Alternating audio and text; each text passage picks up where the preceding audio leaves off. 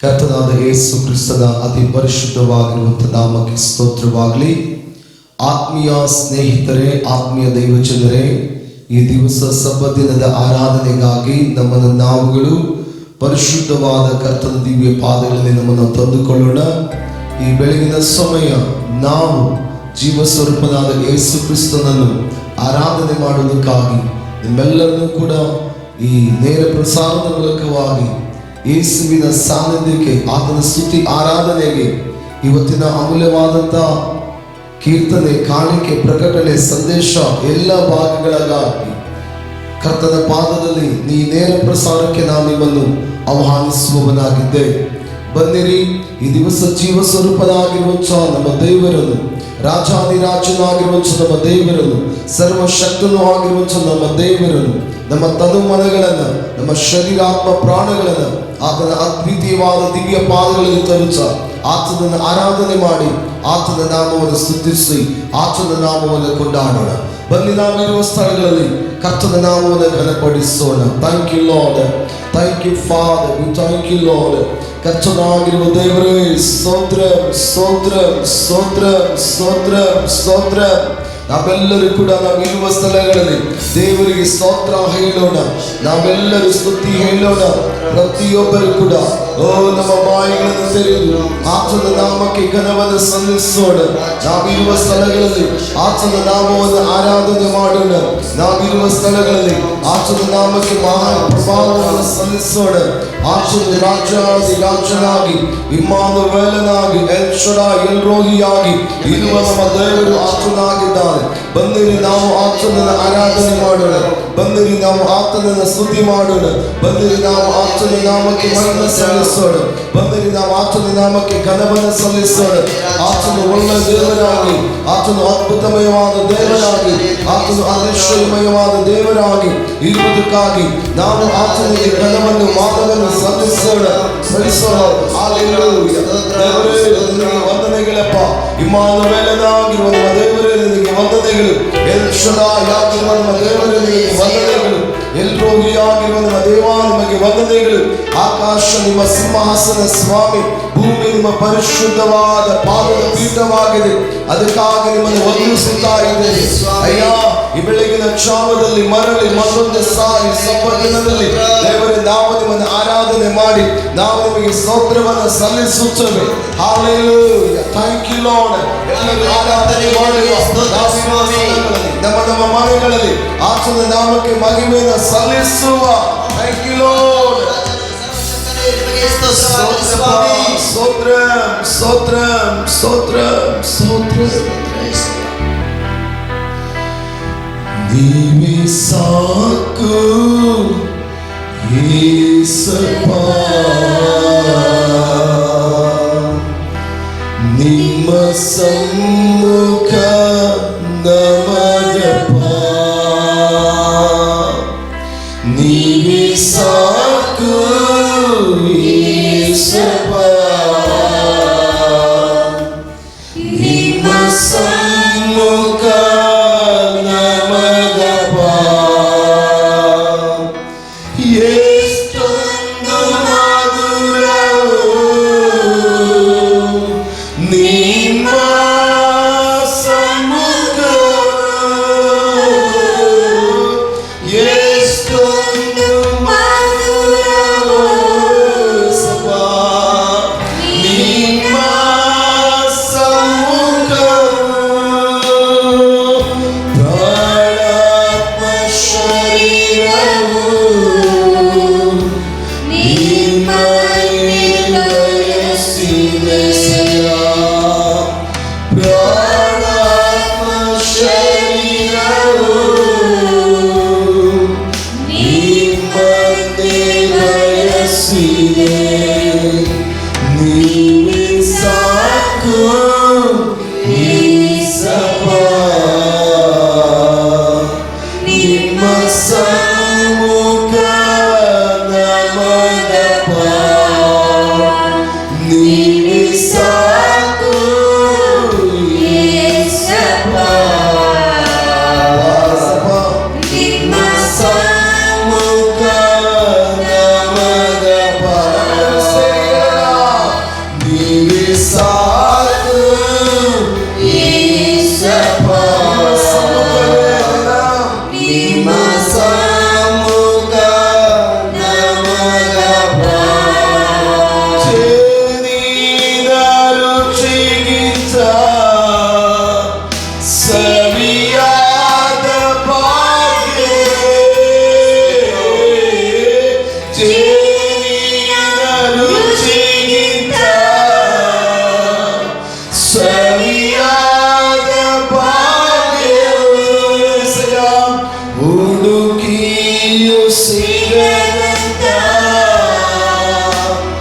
ಏಕೈಕ ಐಶ್ವರ್ಯ ಹುಡುಕಿದರು ಸಿಗದಂತ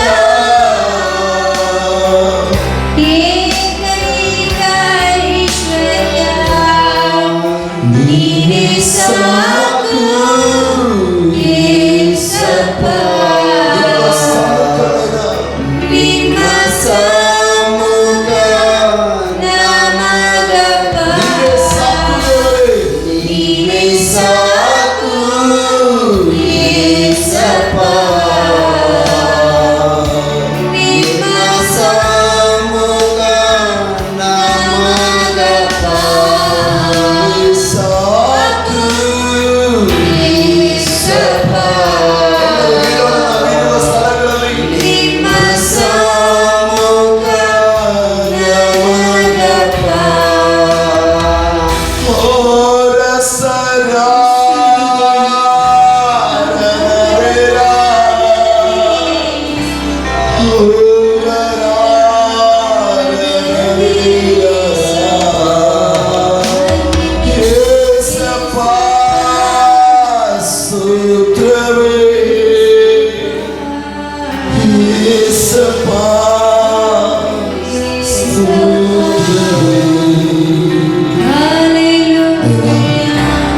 ನಿನಗೆ ಸ್ತೋತ್ರ ನಿಮ್ಮ ಅಪಾರವಾದ ಪ್ರೀತಿಯಲ್ಲಿ ನಾವು ನಾವು ನಿಮ್ಮ ದಿವ್ಯ ಸಾನ್ನಿಧ್ಯದಲ್ಲಿ ನಾವು ಬರುತ್ತೇವೆ ಸ್ವಾಮಿ ನಾವು ನಿಮ್ಮ ಮುಖವನ್ನು ನೋಡುತ್ತೇವಯ್ಯ ಹೋ ರಶಾರು ಹೋ ರನರೇ ಅಪ್ಪ ನಿನಗೆ ಸ್ತೋತ್ರ ನೀನು ಒಳ್ಳೆಯವನ ಸ್ವಾಮಿ ನಿಮ್ಮ ಅಪಾರವಾದ ಪ್ರೀತಿಗಾಗಿ ಸ್ತೋತ್ರ ನಾವು ಇರುವ ಸ್ಥಳಗಳಲ್ಲಿ ನಾವೇ ಎದ್ದು ನಿಂತುಕೊಳ್ಳೋಣ ನಮ್ಮ ಮನೆಗಳಲ್ಲಿ ನಾವಿರುವ ಸ್ಥಳಗಳಲ್ಲಿ ಇದೇ ಪ್ರಸಾರದ ಅಡಿಯಲ್ಲಿ ಪ್ರಿಯರೇ ನಾವು ಎದ್ದು ನಿಂತುಕೊಂಡು ನಮ್ಮ ಎರಡು ಕರಗಳನ್ನ ಪರಲೋಕದ ಕಡೆಗೆ ಎತ್ತಿ ದೇವಾಲಯಕ್ಕೆ ಸ್ತೋತ್ರ ಎಂದು ಹೇಳೋಣ ಈ ಕಟ್ಟಿದ ಈ ಪರಿಸ್ಥಿತಿಗಳಲ್ಲಿ ನಾವು ಬಲವಾಗಿ ಭಾರವಾಗಿ ಆರಾಧನೆ ಮಾಡುತ್ತೇವಯ್ಯ ನಿನ್ನ ಕೃಪಾ ವಾತ್ಸಲ್ಯ ನಮ್ಮ ಮೇಲೆ ಸುರಿಸು ಎಂದು ಹೇಳೋಣ ನಿಮಗೆ ಮಹಿಮೆ ಉಂಟಾಗಲಿ ರಸರ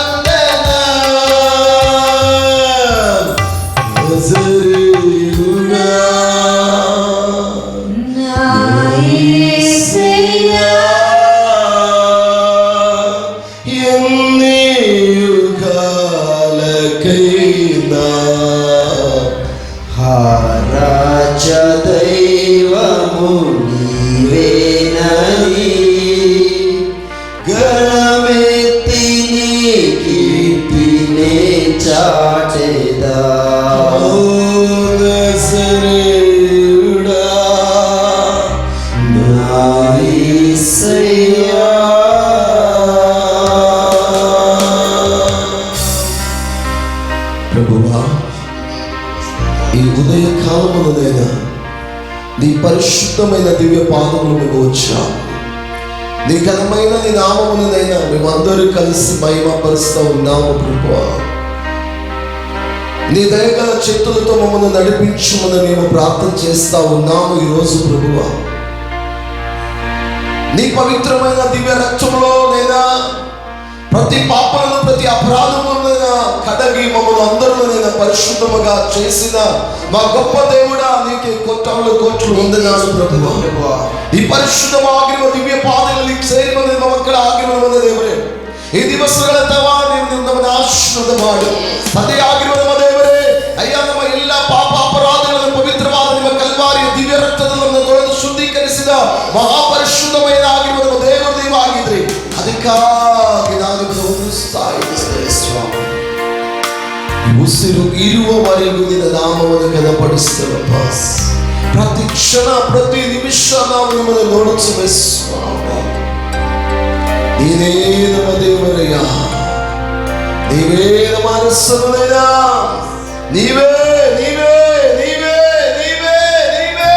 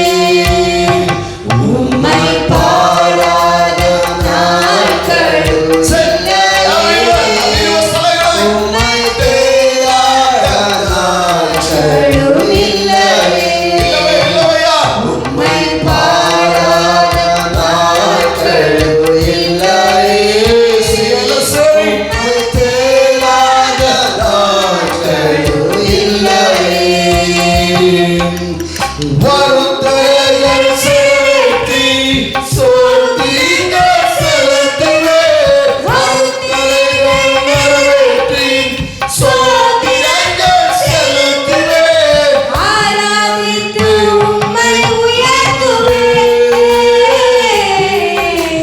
நம்புங்கப்பா உந்தன் பிள்ளையே.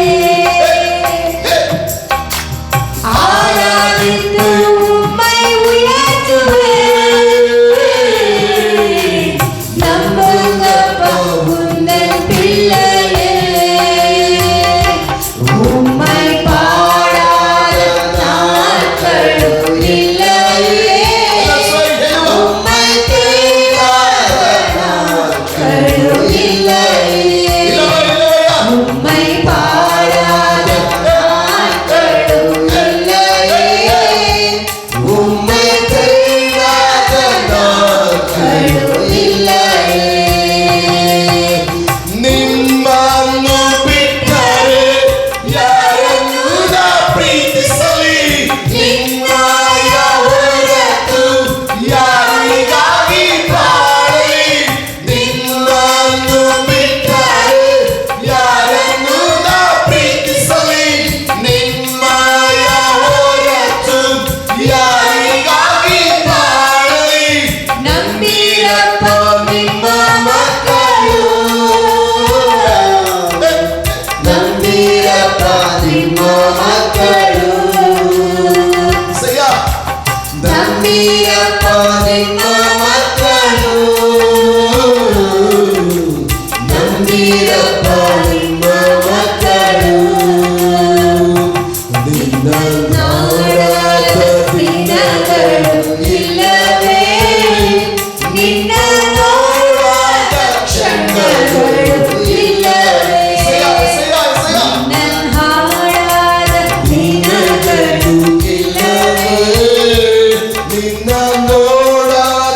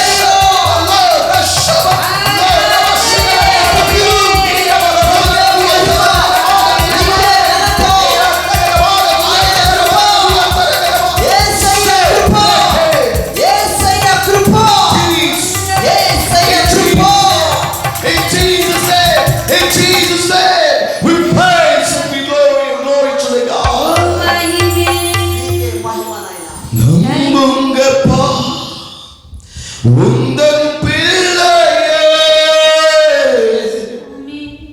நம்புங்கப்பா உந்தன் பிள்ளையே நம்பியப்பா ನಿಮ್ಮ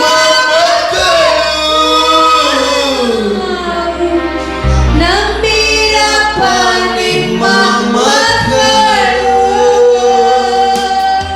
இந்த ಹಾಡಾದ ದಿನಗಳು ಇಲ್ಲವೇ ನೋಡದ ಕ್ಷಣಗಳು ಇಲ್ಲವಯ್ಯ ನೋಡಾದ ಕ್ಷಣಗಳು ಇಲ್ಲವೇ ನಿನ್ನ ಹಾಡಾದ ದಿನಗಳು ಇಲ್ಲವೇ ಶ್ವ ನಿನ್ನ ನೋಡಾದ ಕ್ಷಣಗಳು ಇಲ್ಲವೇ ಕರ್ತನೇ ಈ ಸಬ್ಬದಿನಕ್ಕಾಗಿ ನಿನಗೆ ವಂದನೆ. ಪರಿಶುದ್ಧವಾದ ನಿನ್ನ ದಿವ್ಯ ಪಾದದಲ್ಲಿ ನಮ್ಮನ್ನು ತಗ್ಗಿಸಿಕೊಳ್ಳುತ್ತೇವೆ. ನಿಮ್ಮ ನಾಮ ಮಾತ್ರ ಹೆಚ್ಚಿಸುತ್ತೇವೆ ಸ್ವಾಮಿ. ಇಂಥ ಅವಸ್ಥೆ ಮತ್ತು ಪರಿಸ್ಥಿತಿಗಳಲ್ಲಿ ದೇವ ನೇರ ಪ್ರಸಾರದ ಮೂಲಕವಾಗಿ ಯೂಟ್ಯೂಬ್ ಆಗಲಿ ಫೇಸ್ಬುಕ್ ಆಗಲಿ ನೇರ ಪ್ರಸಾರದ ಮೂಲಕವಾಗಿ ಇವತ್ತು ನಿಮ್ಮನ್ನು ಆರಾಧನೆ ಮಾಡುವುದಕ್ಕೆ ನೀವು ಕೊಟ್ಟ ಮಹಾಕೃಪೆಗಾಗಿ ಸ್ತೋತ್ರ. ಮುಂದಿರುವ ಸ್ವಲ್ಪ ಅಮೂಲ್ಯವಾದ ಸಮಯದಲ್ಲಿ ದೇವರೇ ಅಯ್ಯ ಸುಂದರವಾದ ಹಾಡುಗಳೊಡನೆ ವಾಕ್ಯಗಳೊಡನೆ ನಿನ್ನ ದಿವ್ಯ ಪಾದಗಳಲ್ಲಿ ಬರುವುದಕ್ಕಾಗಿ ಕೀರ್ತನೆ ಕಾಣಿಕೆ ಪ್ರಕಟಣೆಯೊಡನೆ ನಿನ್ನ ನಾಮಕ್ಕೆ ಮಹಿಮೆ ತರುವುದಕ್ಕಾಗಿ ಕೃಪೆ ಕೊಡು ಎಂದು ಯೇಸು ಕ್ರಿಸ್ತನ ಶ್ರೇಷ್ಠವಾದ ನಾಮದಲ್ಲಿ ಪ್ರಾರ್ಥಿಸುತ್ತೇವೆ ನಮ್ಮ ತಂದೆಯೇ. Amen, amen, amen. ಸಮಯದಲ್ಲಿ ನಾವೆಲ್ಲರೂ ಕೂಡ ನಮಗೆ ಬರುವ ಕೆಲವು ಸುಂದರವಾದ ಹಾಡುಗಳನ್ನು ಹಾಡುತ್ತ 2 ಹಾಡುಗಳನ್ನು ನಾವು ಹಾಡಿ ಕರ್ತನ ನಾಮಕ್ಕೆ ನಮ್ಮ ಮಹಿಮೆ ಸಲ್ಲಿಸೋಣ. ನಾವು ಇರುವ ಸ್ಥಳಗಳಲ್ಲಿ ನಮ್ಮ ಕೈಗಳನ್ನು ತಟ್ಟಿ ನಮ್ಮ ಬಾಯಿಗಳನ್ನು ತೆರೆದು ಸ್ವರಗಳನ್ನು ಎತ್ತಿ ಹಾಡುತ್ತ ಕರ್ತನ ನಾಮವನ್ನು ನಾವು ಮಹಿಮೆ ಪಡಿಸೋಣ ಪ್ರಿಯರೇ.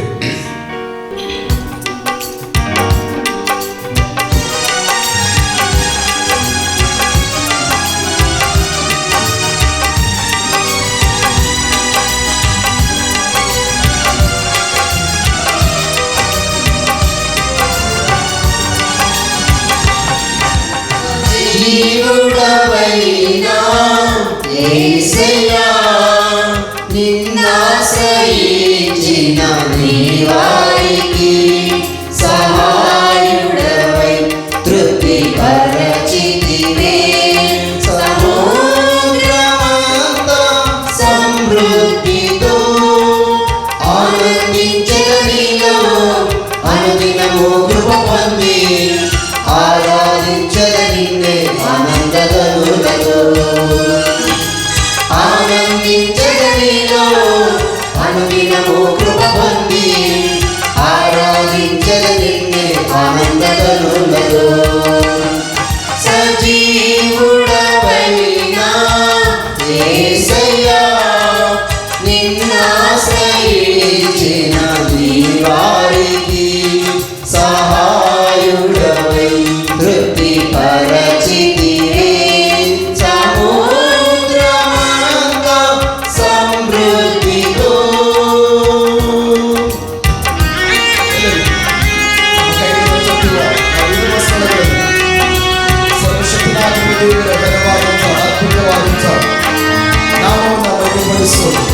ಉನ್ನತವಾದ ದೇವರು ಸ್ತುತಿಗೆ ಪಾತ್ರನಾದ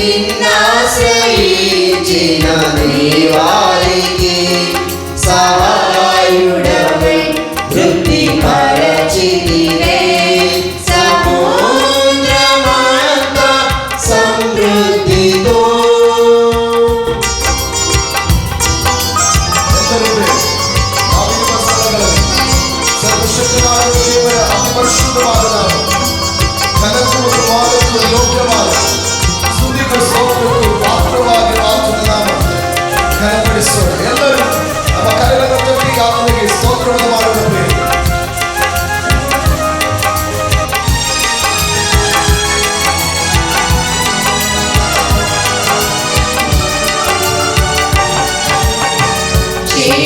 క్షేమమునందుటయే సర్వజనులకు ప్రయాసకరమాయే క్షేమాధారము నీవే దీర్ఘాయువుతో సంతృప్తి పరచుము నన్ను. క్షేమమునందుటయే సర్వజనులకు ప్రయాసకరమాయే క్షేమాధారము నీవే దీర్ఘాయువుతో సంతృప్తి పరచుము నన్ను. నిత్య నిబంధనగా నీ వాత్సల్యమును చూపితివే. నిత్యమైన నీ సత్యవాక్యముతో నిత్య నిబంధనగా నీ వాత్సల్యమును చూపితివే. నిత్యమైన నీ సత్యవాక్యముతో సజీవుడవైన యేసయ్యా నిన్నాశ్రయించిన నీ వారికి సహాయుడవై తృప్తి పరచితివే. సముద్రమంతా సమృద్ధితో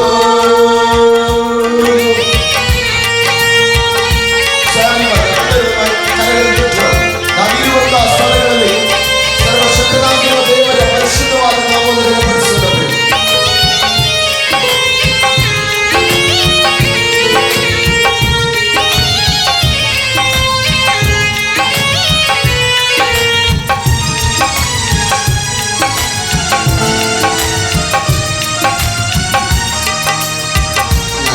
నలవదియేండు నీ స్వాస్థ్యమును మోసిన నీవే. నీ కృపకాంతిలో నా చేయి విడువక నడిపించుచున్నది నీవే. 40 ఏళ్ళు నీ స్వాస్థ్యమును మోసిన నీవే. నీ కృపకాంతిలో నా చేయి విడువక నడిపించుచున్నది నీవే. పరమరాజులు మహిమతో నింపుటకు అనుగ్రహించితివే. పరిపూర్ణమైన నీ ఉపదేశమును నాచులు మహిమతో నింపుటకు అనుగ్రహించితివే. పరిపూర్ణమైన నీ ఉపదేశమును సజీవుడవైన యేసయ్యా నిన్నాశ్రయించిన నీ వారికి సహాయుడవై తృప్తి పరచితివే. సముద్రమంతా సమృద్ధితో ఆనందించదనిలో అనుదినము కృప పొంది ఆరాధించద నిన్నే ఆనందములతో. ఆనందించదనిలో అనుదినము కృప పొంది ఆరాధించద నిన్నే ఆనందములతో. సజీవుడవైన యేసయ్యా నిన్నాశ్రయించిన నీ వారికి సహాయుడవై తృప్తి పరచితివే. సముద్రమంతా సమృద్ధితో ఆనందించదనిలో అనుదినము కృప పొంది ఆరాధించద నిన్నే ఆనందములతో. ఆనందించదనిలో అనుదినము కృప పొంది ఆరాధించద నిన్నే ఆనందములతో. ದೇವರ ಘನವಾದ ಆರಾಧಿಸು ನಾಮಕ್ಕೆ ಸ್ತೋತ್ರ. ಆತ್ಮೀಯರೆಲ್ಲರಿಗೂ ಕೂಡ ಬರುವಂಥ ಒಂದು ಕನ್ನಡ ಹಾಡನ್ನು ನಾವಿರುವ ಸ್ಥಳಗಳಲ್ಲಿ ಹಾಡೋಣ. ಕರ್ತನ ನಾಮಕ್ಕೆ ನಾವೆಲ್ಲ ಒಟ್ಟಾಗಿ ಸೇರಿ ಆತನ ನಾಮಕ್ಕೆ ಒಂದು ದೊಡ್ಡ ಮಹಿಮೆಯನ್ನು ಸಲ್ಲಿಸೋಣ. ಮಹಿಮೆಯ ಅರಸನಿನ ಆತ್ಮದಿ ಆರಾಧಿಸುವ, ಪರಲೋಕ ರಾಜ್ಯನಿನ ನಿತ್ಯವೂ ಆರಾಧಿಸುವೆ ಎಂಬುದಾಗಿ ಈ ಹಾಡನ್ನು ಹಾಡುತ್ತಾ ಕರ್ತನ ನಾಮಕ್ಕೆ ಮಹಿಮೆಯನ್ನು ಸಲ್ಲಿಸೋಣ.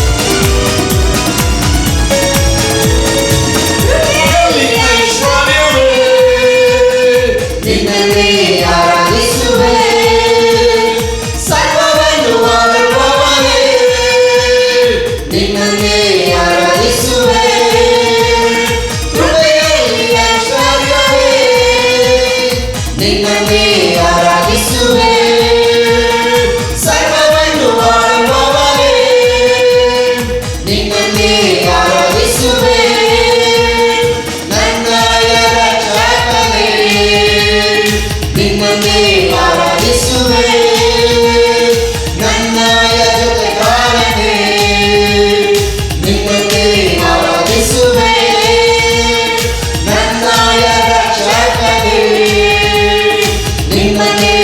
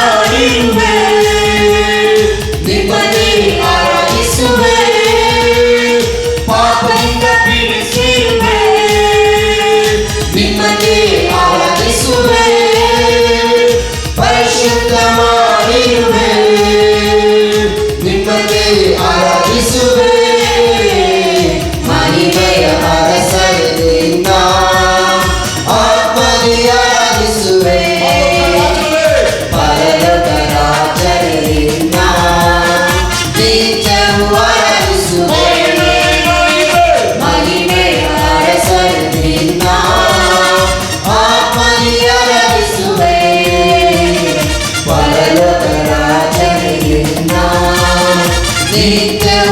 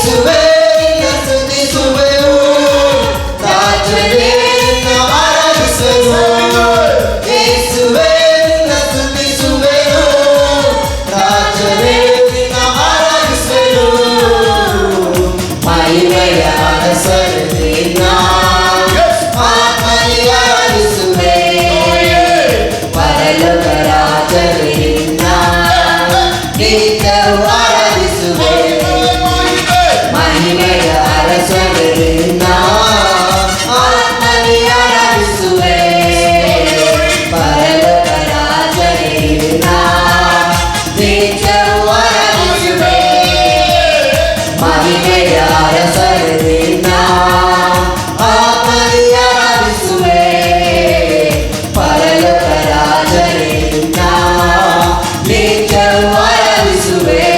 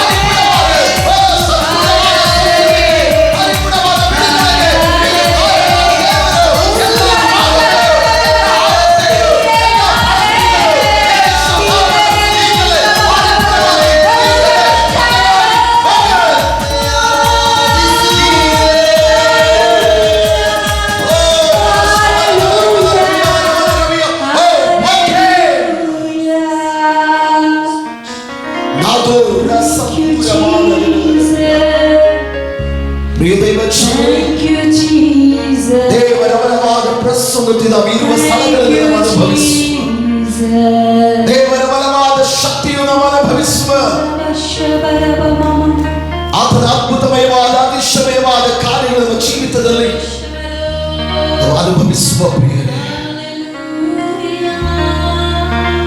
ಸರ್ವಶಕ್ತನಾಗಿರುವ ದೇವರು ಮುಂದಿನ ಎಲ್ಲ ಭಾಗಗಳನ್ನು ಆಶೀರ್ವದಿಸುವ ಹಾಗೆ ಕೀರ್ತನೆ, ಕಾಣಿಕೆ, ಪ್ರಕಟಣೆ, ಸಂದೇಶ ಎಲ್ಲ ಭಾಗದ ಮೇಲೆ ದೇವರು ತನ್ನ ಕೃಪಾಕರಗಳನ್ನಿಟ್ಟು ಬಿಡುಗಡೆಯ ಪ್ರಾರ್ಥನೆಯಲ್ಲಿ, ಸ್ವಸ್ಥತೆಯ ಪ್ರಾರ್ಥನೆಯಲ್ಲಿ, ಕಡೆಯ ಪ್ರಾರ್ಥನೆಯಲ್ಲಿ ದೇವರ ಕೃಪಾ ವಾತ್ಸಲ್ಯ ನಾವಿರುವ ಸ್ಥಳಗಳ ನಮ್ಮ ಮೇಲೆ ಇಳಿದು ಬರಲಿ ಎಂಬುದಾಗಿ ಎಲ್ಲಾ ವಿಷಯಗಳನ್ನು ವಹಿಸಿಕೊಂಡು ನಮ್ಮ ಹೃದಯದಲ್ಲಿ ಆಶ್ರಮವನ್ನು ಪ್ರಾರ್ಥನೆ ನಡೆಸ್ತಾರೆ. ನಾವೆಲ್ಲರೂ ನಮ್ಮ ಭಾಗ್ಯಕರವಾದ ಕಣ್ಣುಗಳನ್ನು ಮುಚ್ಚಿ ನಾವಿರುವ ಸ್ಥಳಗಳಲ್ಲಿ ಕರ್ತನ ಪಾದದಲ್ಲಿ ಪ್ರಾರ್ಥನೆಯಲ್ಲಿ ನಾವಿರೋಣ ಪ್ರಿಯರೇ. Thank you, Master. Thank you, Holy Spirit. So wonderful, Lord, Almighty God. ನಮ್ಮನ್ನು ಅತ್ಯಧಿಕವಾಗಿ ಪ್ರೀತಿ ಮಾಡಿಸುವ ತಂದೆಯಾದ ದೇವರೇ, ಅಪ್ಪಾಜಿ ನಿನ್ನ ಪರಿಶುದ್ಧ ನಾಮಕ್ಕೆ ಮೆಮ್ಮುಟ್ಟಾಗಲಿ.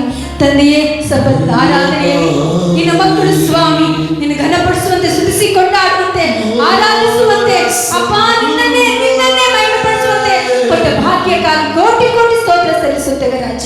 ಸ್ತುತಿ ಆರಾಧನೆ ಮಹಿಮೆಗೊಂಡ ದೇವರೇ, ನಿನ್ನ ಕೋಟಿ ವಂದನೆ ಆಗಲಿ ರಾಜ.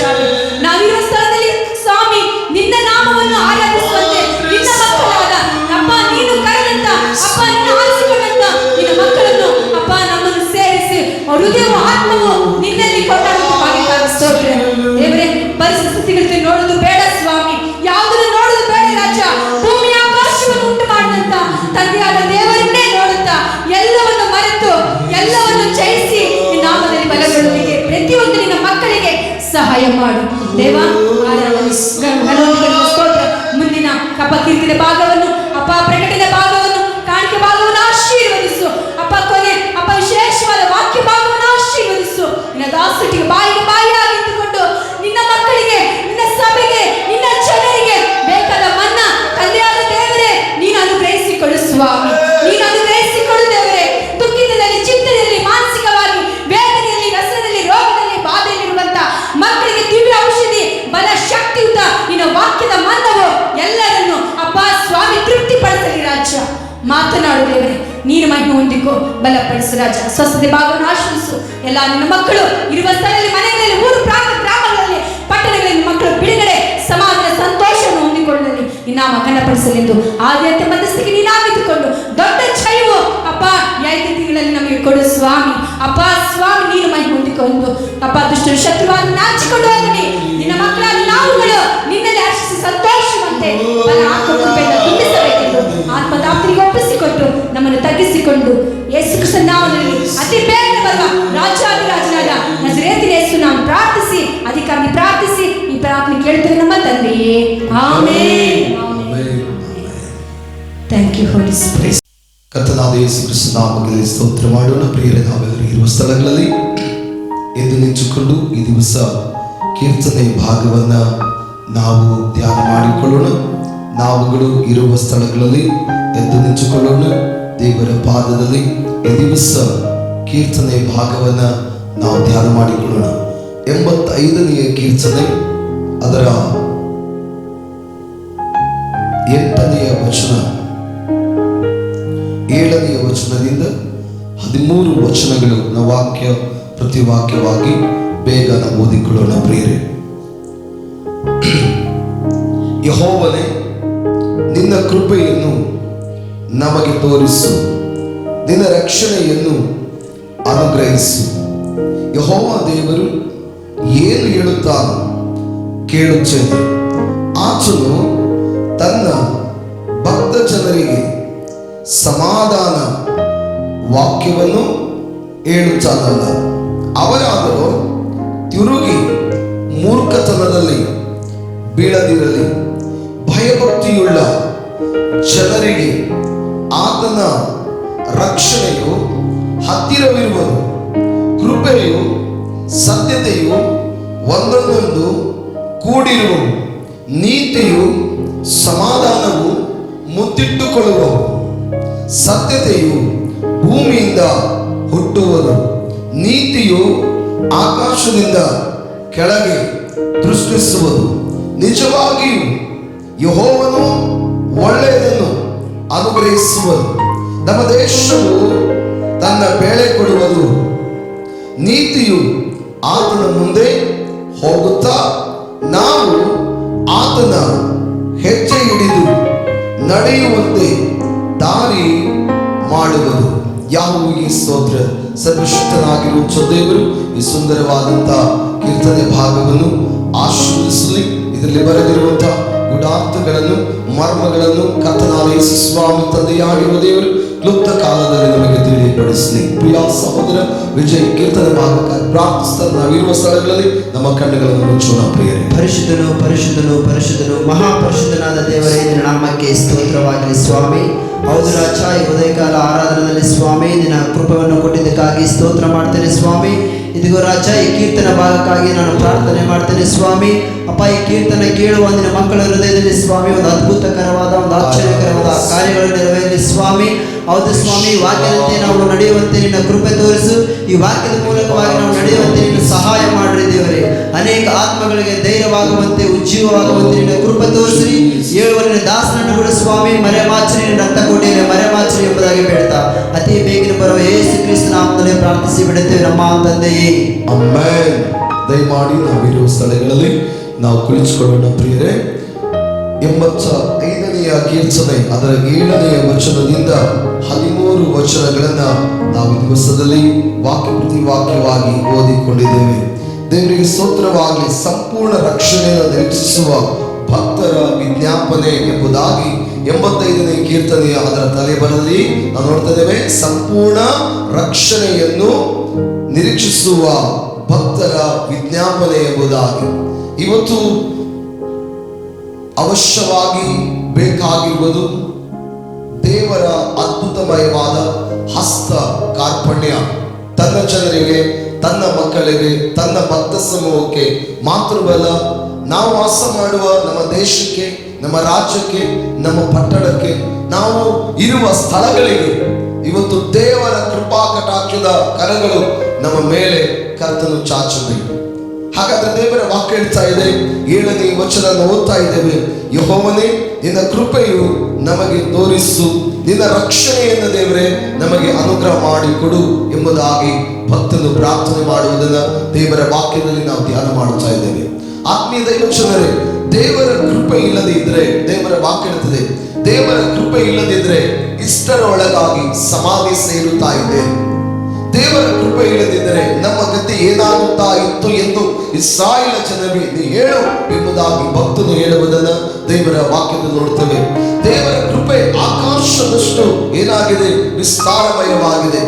ಆತನ ಕೃಪೆ ಭೂಮಿಯು ಎಷ್ಟು ಅಗಾಧವಾಗಿದೆಯೋ ಅಷ್ಟು ಅದ್ಭುತಮಯವಾದಂತ ದೇವರ ಕೃಪೆ ಎಂಬುದಾಗಿ ದೇವರ ವಾಕ್ಯದಲ್ಲಿ ನಾವು ಧ್ಯಾನ ಮಾಡುತ್ತಿದ್ದೇವೆ.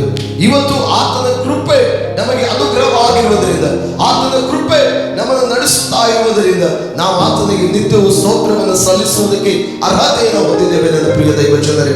ಹಾಗಾಗಿ ಖಂಡಿತವಾಗಿ ಇವತ್ತಿನ ಈ ಪರಿಸ್ಥಿತಿಗಳಲ್ಲಿ, ಮನೆ ಬಿಟ್ಟು ಹೊರಗೆ ಹೋಗದಿರುವಂತಹ ಅವಸ್ಥೆಗಳಲ್ಲಿ, ನಮ್ಮ ಮನೆಗಳಲ್ಲಿ ಅಡಗಿಕೊಂಡು ಇರುವಂತಹ ಅವಸ್ಥೆಗಳಲ್ಲಿ ದೇವರ ಸಮ್ಮುಖದಲ್ಲಿ, ದೇವಾ ನಮ್ಮ ದೇಶಕ್ಕೆ, ನಮ್ಮ ರಾಜ್ಯಕ್ಕೆ, ನಮ್ಮ ಪಟ್ಟಣಕ್ಕೆ, ನಾವಿರುವ ಸ್ಥಳಕ್ಕೆ ಸ್ವಾಮಿ ನಿನ್ನ ಕೃಪೆಯನ್ನ ಅನುಗ್ರಹಿಸಿ ದೇವರೇ, ನಮ್ಮ ದೇಶ, ರಾಜ್ಯ, ಪಟ್ಟಣಗಳಿಗೆ, ದೇವಾ ನಾವಿರುವ ಸ್ಥಳಗಳಿಗೆ ದೇವಾ ನೀನು ನಮಗೆ ರಕ್ಷಣೆಯನ್ನ ದಯಪಾಲಿಸಿ ಕೊಡು ಎಂಬುದಾಗಿ ಪ್ರತಿಯೊಬ್ಬ ವಿಶ್ವಾಸಿ, ಪ್ರತಿಯೊಬ್ಬ ದೇವರ ಮಗನೇ, ಪ್ರತಿಯೊಬ್ಬ ದೇವರ ಮಗಳೇ ಇವತ್ತು ನಾವು ಪ್ರಾರ್ಥನೆ ಮಾಡುವುದು ಬಹಳ ಅವಶ್ಯವಾದ ಸಂಗತಿಯಾಗಿದೆ. ಯಾಕಂದ್ರೆ ದೇವರ ವಾಕ್ಯ ಹೇಳ್ತಾ ಇದೆ, ಈ ಕಡೆಯ ದಿನಮಾನಗಳಲ್ಲಿ ಇಂಥ ಅವಸ್ಥೆಗಳು ಬರಲೇಬೇಕು ಎಂಬುದಾಗಿ ಸಾವಿರಾರು ವರ್ಷಗಳ ಹಿಂದೆ ಪವಿತ್ರವಾದ ಪ್ರವಾದನ ಗ್ರಂಥಗಳಲ್ಲಿ ತಂದೆಯಾಗಿರುವ ದೇವರು ತನ್ನ ಪ್ರವಾದಿಗಳ ಮೂಲಕವಾಗಿ, ತನ್ನ ದಾಸರುಗಳ ಮೂಲಕವಾಗಿ ಅದನ್ನು ಲಿಖಿತ ಮಾಡಿ ಹೋಗಿದ್ದಾರೆ. ಸಾವಿರಾರು ವರ್ಷಗಳ ಮುಂಚೆ ಈ ದಿವಸದ ಎಲ್ಲ ಅವಸ್ಥೆಗಳು ಪರಿಶುದ್ಧವಾದ ಗ್ರಂಥದಲ್ಲಿ ನಾವು ಧ್ಯಾನ ಮಾಡೋದಕ್ಕೆ ನಮಗೆ ಸಿಗುವಂಥದ್ದಾಗಿದೆ ಪ್ರಿಯರೇ. ಮಾತ್ರವಲ್ಲ, ನಾವು ಬೇಗನೆ 8ನೇ ವಚನಕ್ಕೆ ಹೋಗುವಾಗ ಯೆಹೋವ ದೇವರು ಏನು ಹೇಳುತ್ತಾನೋ ಅದನ್ನು ನಾನು ಏನ್ ಮಾಡ್ತೇನೆ, ಕೇಳುತ್ತೇನೆ. ದೇವರು ನಮಗೆ ಏನು ಹೇಳುತ್ತಾನೆ ಅದನ್ನು ನಾನು ಕೇಳುತ್ತೇನೆ. ದೇವರ ವಾಕ್ಯ ಹೇಳ್ತದೆ, ಹೇಳುವವನಿಲ್ಲದೆ ಕೇಳುವವನು ಎಲ್ಲಿ ಎಂಬುದಾಗಿ. ಇವತ್ತು ಅನೇಕ ಸಾರಿ ಏನಾಗಿದೆ ಅಂದ್ರೆ, ಹೇಳುವವರು ಇರ್ತಾರೆ, ಕೇಳುವವರು ಇರೋದಿಲ್ಲ. ಹೇಳುವವರು ಇರ್ತಾರೆ, ಕೇಳುವವರು ಇರೋದಿಲ್ಲ. ಅನೇಕ ಕಡೆಗಳಲ್ಲಿ ಕೇಳುವವರು ಇರ್ತಾರೆ, ಹೇಳುವವರು ಇರೋದಿಲ್ಲ. ದೇವರ ವಾಕ್ಯ ಹೇಳ್ತದೆ, ದೇವರು ನಮಗೆ ಏನು ಹೇಳುತ್ತಾನೋ ಅದನ್ನು ನಾನು ಕೇಳುತ್ತೇನೆ. ಹಾಗಾದ್ರೆ ದೇವರು ತನ್ನ ಜನರಿಗೆ, ಅಂದ್ರೆ ವಾಕ್ಯ ಹೇಳ್ತದೆ ನೋಡಿ, ಆತನು ತನ್ನ ವಾಕ್ಯವನ್ನು ಏನ್ ಮಾಡ್ತಾನೆ ಹೇಳುತ್ತಾನೆ. ಅವರಾದರೂ ತಿರುಗಿ ಮೂರ್ಖತನದಲ್ಲಿ ಬೀಳದೆ ಇರಲಿ ಎಂಬುದಾಗಿ. ನೋಡಿ, ದೇವರು ತನ್ನ ಭಕ್ತ ಜನರಿಗೆ, ತನ್ನ ಮಕ್ಕಳಿಗೆ ಸಮಾಧಾನ ವಾಕ್ಯವನ್ನು ಹೇಳ್ತಾರೆ. ಸಮಾಧಾನವನ್ನು ಹೇಳುವವರಾಗಿದ್ದಾರೆ. ಯೋಹಾನ ಬರೆದ ಸುವಾರ್ತೆಯಲ್ಲಿ ಒಂದು ಮಾತು ಬಹಳ ಸ್ಪಷ್ಟವಾಗಿ ನಮಗೆ ನೋಡಲಿಕ್ಕೆ ಸಾಧ್ಯವಾಗ್ತದೆ. ಯೋಹಾನ ಬರೆದ ಸುವಾರ್ತೆಯಲ್ಲಿ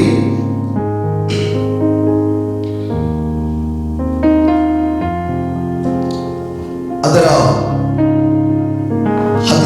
ಯೋಹಾನ ಬರೆದ ಸುವಾರ್ತೆಯಲ್ಲಿ 16ನೇ ಅಧ್ಯಾಯಕ್ಕೆ ನಾವು ಹೋಗುವಾಗ, ನಾವು ಬೇಗನೆ ಯೋಹಾನ ಬರೆದ ಸುವಾರ್ತೆಗೆ ಹೋಗೋಣ.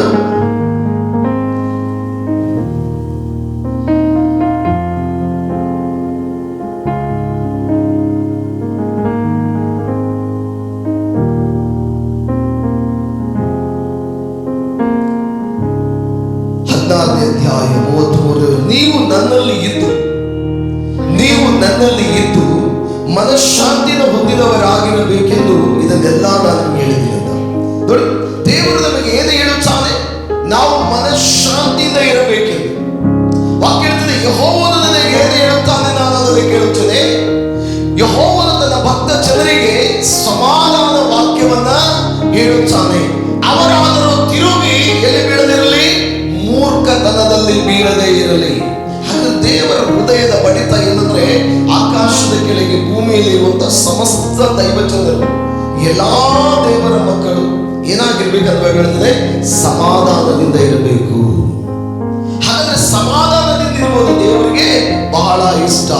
ಬೈಬಲ್ ಹೇಳ್ತದೆ, ದೇವರು ಗಲಿಬಿಲಿಗೆ ಕಾರಣನಲ್ಲ, ದೇವರು ವಿಘ್ನಗಳಿಗೆ ಕಾರಣನಲ್ಲ, ದೇವರು ಅಶಾಂತಿಗೆ ಕಾರಣನಲ್ಲ, ದೇವರು ಅಸಮಾಧಾನಕ್ಕೆ ಕಾರಣನಲ್ಲ, ದೇವರು ಅಸೂಯೆಗೆ ಕಾರಣನಲ್ಲ. ದೇವರು ಸಮಾಧಾನಕ್ಕೆ ಕಾರಣ. ಹಾಗಾದ್ರೆ ದೇವರು ನಮಗೆ ಏನು ಹೇಳುತ್ತಾನೆ? ನಾನು ಕೇಳುತ್ತದೆ. ಹಾಗೆ ದೇವರು ಏನು ಹೇಳುತ್ತಾನೆ? ತನ್ನ ಭಕ್ತ ಜನರಿಗೆ ಸಮಾಧಾನ ವಾಕ್ಯವನ್ನು ಹೇಳುತ್ತಾನೆ. ಹಲ್ಲೆಲೂಯಾ. ಸತ್ಯವೇದ ನೋಡುವಾಗ ಪತ್ರಿಕೆಗಳಲ್ಲಿ ನಾವು ನೋಡ್ತೇವೆ, ಪರಿಶುದ್ಧತೆಯನ್ನು ಹೊಂದುವುದಕ್ಕೂ ಎಲ್ಲರ ಸಂಗಡ ಸಮಾಧಾನದಿಂದ ಇರುವುದಕ್ಕೂ ಏನ್ ಮಾಡ್ಬೇಕಂದ್ರೆ ನಾವು ಪ್ರಯತ್ನ ಮಾಡಬೇಕಂತ. ಇವತ್ತು ನಾವು ಲೋಕದಲ್ಲಿ ನೋಡುತ್ತೇವೆ, ಎಷ್ಟು ಭಯಂಕರವಾದಂತ ಈ ಕೊರೋನಾ ಬರೋದಕ್ಕಿಂತ ಮುಂಚಿನ ದಿವಸಗಳಲ್ಲಿ ನಾವು ಮಾತಾಡುವಾಗ ಒಬ್ಬನ ಕಂಡ್ರೆ ಒಬ್ಬರಿಗೆ ಆಗಲ್ಲ. ಭಾಷಾಭಿಮಾನ, ದೇಶಾಭಿಮಾನ, ರಾಜ್ಯಾಭಿಮಾನ, ಜಾತ್ಯಾಭಿಮಾನ, ಎಲ್ಲವುಗಳು ಕೂಡ ನಾನು ದೊಡ್ಡವನು, ನೀನು ದೊಡ್ಡವನು, ನಾನು ಅವನು, ನೀನು ಇವನು, ಅನೇಕ ವಿಧವಾದಂತ ಆ ಅಭಿಮಾನಗಳಿದಾವಲ್ಲ. ಇವರ ಅಭಿಮಾನಿಗಳು ಅವರ ಅಭಿಮಾನಿಗಳಿಗಾಗಿ ಬರಲ್ಲ, ಅವರ ಅಭಿಮಾನಿಗಳು ಇನ್ನೊಬ್ಬರ ಅಭಿಮಾನಿಗಳಿಗಾಗಿ ಬರಲ್ಲ. ಎಲ್ರಿಗೂ ಅವರವರದೇ ಅಭಿಮಾನ ಇದೆ. ಅವರವರ ಭಾಷಾಭಿಮಾನ, ಅವರವರ ಜಾತಾಭಿಮಾನ, ಅವರವರ ಧರ್ಮಾಭಿಮಾನ, ಅವರವರ ಸ್ಥಳಾಭಿಮಾನ. ಮತ ಅಂಧತೆಗಳು. ನೋಡಿ, ಮೊದಲು ಮನುಷ್ಯರು ನಾವು ಮನುಷ್ಯರಂತ ಕಂಡು ನಾವು ತಿಳ್ಕೊಳ್ಬೇಕು. ನಾವು ಎಲ್ಲರೂ ಕೂಡ ಆಕಾಶದ ಕೆಳಗೆ ಭೂಮಿಯ ಮೇಲೆ ಸೃಷ್ಟಿಸಲ್ಪಟ್ಟ ಒಂದು ಸಣ್ಣ ಸಣ್ಣ ಕಣ್ಣಿಗೆ ಕಾಣದಿರುವ ಒಂದು ಇರುವೆ ಮೊದಲುಗೊಂಡು ದೈತ್ಯಾಕಾರವಾದ ಸಮಸ್ತ ಜೀವರಾಶಿಗಳವರೆಗೂ ನಾವೆಲ್ಲರೂ ಕೂಡ ದೇವರ ಸೃಷ್ಟಿ. ದೇವರು ಎಲ್ಲವನ್ನು ಒಳ್ಳೆಯದನ್ನು ನೋಡಿದರು. ಹಗಲು ಇರುಳು, ಸೂರ್ಯ ಚಂದ್ರ, ಬೆಟ್ಟ ಗುಡ್ಡ, ಪಶುಗಳು, ಪ್ರಾಣಿಗಳು, ಹೂಗಳು, ಗಿಡ ಮರಗಳು ಎಲ್ಲವನ್ನು ಉಂಟು ಮಾಡಿ ಎಲ್ಲವನ್ನು ಒಳ್ಳೆಯದೆಂದು ಅಂದರು. ಅದು ಮನುಷ್ಯರನ್ನು ಮಾಡುವಾಗ ಒಳ್ಳೆಯದೆಂದು ಅನ್ನಲಿಲ್ಲ. ಕಾರಣ ಮನುಷ್ಯನಲ್ಲಿ ಬಹಳಷ್ಟು ಭೇದ ಭಾವಗಳು, ಅಸೂಯೆಗಳು, ಅಸಹ್ಯಗಳು, ಕೋಪ, ಆವೇಶಗಳು, ದ್ವೇಷಗಳು ಮಾನವನ ಹೃದಯದಲ್ಲಿ ಬೈಬಲ್ ಹೇಳ್ತದೆ, ಆದಿಕಾಂಡ 6ನೇ ಅಧ್ಯಾಯದಲ್ಲಿ ಹುಟ್ಟಿದಾಗಿನಿಂದಲೇ ಬರ್ತದೆ. ಆದ್ರೆ ಏನೇ ಇರಲಿ, ನಾವು ದೇವರ ಕಡೆಗೆ ಬಂದ ಮೇಲೆ ಕ್ರಿಸ್ತನಲ್ಲಿ ಬಂದ ಮೇಲೆ ದೇವರು ನಮಗೆ ಏನು ಹೇಳುತ್ತಾನೋ ನಾವು ಅದನ್ನು ಕೇಳಬೇಕು. ಯಾರೋ ಹೇಳಿದ್ದಲ್ಲ, ಏನೋ ಹೇಳಿದ್ದಲ್ಲ, ಯಾವಾಗೋ ಹೇಳಿದ್ದಲ್ಲ, ಎಂಥದ್ದೋ ಹೇಳಿದ್ದಲ್ಲ. ದೇವರು ನಿನಗೆ ಏನು ಹೇಳುತ್ತಾನೆ ಅದನ್ನು ಕೇಳು. ಅದು ದೇವರು ನಿನಗೆ ಏನು ಹೇಳುತ್ತಾನೆ? ಸಮಾಧಾನ ವಾಕ್ಯವನ್ನು ಹೇಳುತ್ತಾನೆ. ನೀನು ಸಮಾಧಾನವಾಗಿರಬೇಕು, ನೀನು ಶಾಂತಿಯಿಂದ ಇರಬೇಕು, ನೀನು ಸಂತೋಷವಾಗಿರಬೇಕು, ನೀನು ಪರಿಶುದ್ಧವಾಗಿ ಇರಬೇಕು, ನೀನು ಅನ್ಯವಾಗಿ ಇರಬೇಕು ಎಂದು ದೇವರು ನಿನಗೆ ಹೇಳುತ್ತಾನೆ. ನೀನಾದರೂ ನಾನಾದರೂ ತಿರುಗಿ ಎಲ್ಲಿ ಬಿಡಬಾರದಂತೆ? ಮೂರ್ಖತನದಲ್ಲಿ ಬಿಡಬಾರದು. ಹಾಗಾಗಿ ಆತ್ಮೀಯ ದೈವ ಜನರೇ, ನಮಗೆ ಎಷ್ಟು ಸಾಧ್ಯವಿದೆ ಅಷ್ಟು ನಾವು ಸಮಾಧಾನದಿಂದ ಇರುವುದಕ್ಕೆ ಕಲಿಯೋಣ. ಇವತ್ತು ನೋಡಿ, ಕೊರೋನಾ ಬಲಹೀನರನ್ನು ಹುಡುಕ್ತಾ ಇದೆ. ಕೊರೋನಾ ವೈರಸ್ ಯಾರು ಹುಡುಕ್ತಾ ಇದೆ? ಬಲಹೀನರನ್ನು. ಅಂದ್ರೆ ಇಮ್ಯುನಿಟಿ ಪವರ್ ಕಡಿಮೆ ಇರುವವರನ್ನು, ಬಲಹೀನರ ಹುಡುಕಿ ಅವರನ್ನು ಅಟ್ರಾಕ್ಟ್ ಮಾಡ್ತಾ ಇದೆ. ಸೈತಾನನು ಕೂಡ ಅಷ್ಟೇ, ಬಲಹೀನರನ್ನ ಹುಡುಕಿ ಅವರ ಮೇಲೆ ತನ್ನ ಶಕ್ತಿಯನ್ನು ಪ್ರಯೋಗ ಮಾಡ್ತಾನೆ. ಹಾಗಾದ್ರೆ ಯಾವಾಗ ನಾವು ಬಲಹೀನರಾಗ್ತೇವೆ? ಶಾರೀರಿಕವಾಗಿ ನಾವು ಯಾವಾಗ ಬಲಹೀನರಾಗ್ತೇವೆ ಅಂದ್ರೆ, ಶಾರೀರಿಕವಾಗಿ ನಾವು ಯಾವಾಗ ಬಲಹೀನರಾಗ್ತೇವೆ ಅಂದ್ರೆ, ಈ ಲೋಕದಲ್ಲಿ ಅನೇಕ ವಿಧವಾದ ದುರ್ಚಟಗಳಿಗೆ, ದುರಾಭ್ಯಾಸಗಳಿಗೆ ಬಲಿಯಾದಾಗ ನಮ್ಮ ಶರೀರದಲ್ಲಿ ರಕ್ತ ಉತ್ಪತ್ತಿಯಾಗುವ ಬದಲು ರಕ್ತ ಸುಡುತ್ತಾ ಹೋದರೆ ನಾವು ಶಾರೀರಿಕವಾಗಿ ಬಲಹೀನರಾಗ್ತೇವೆ.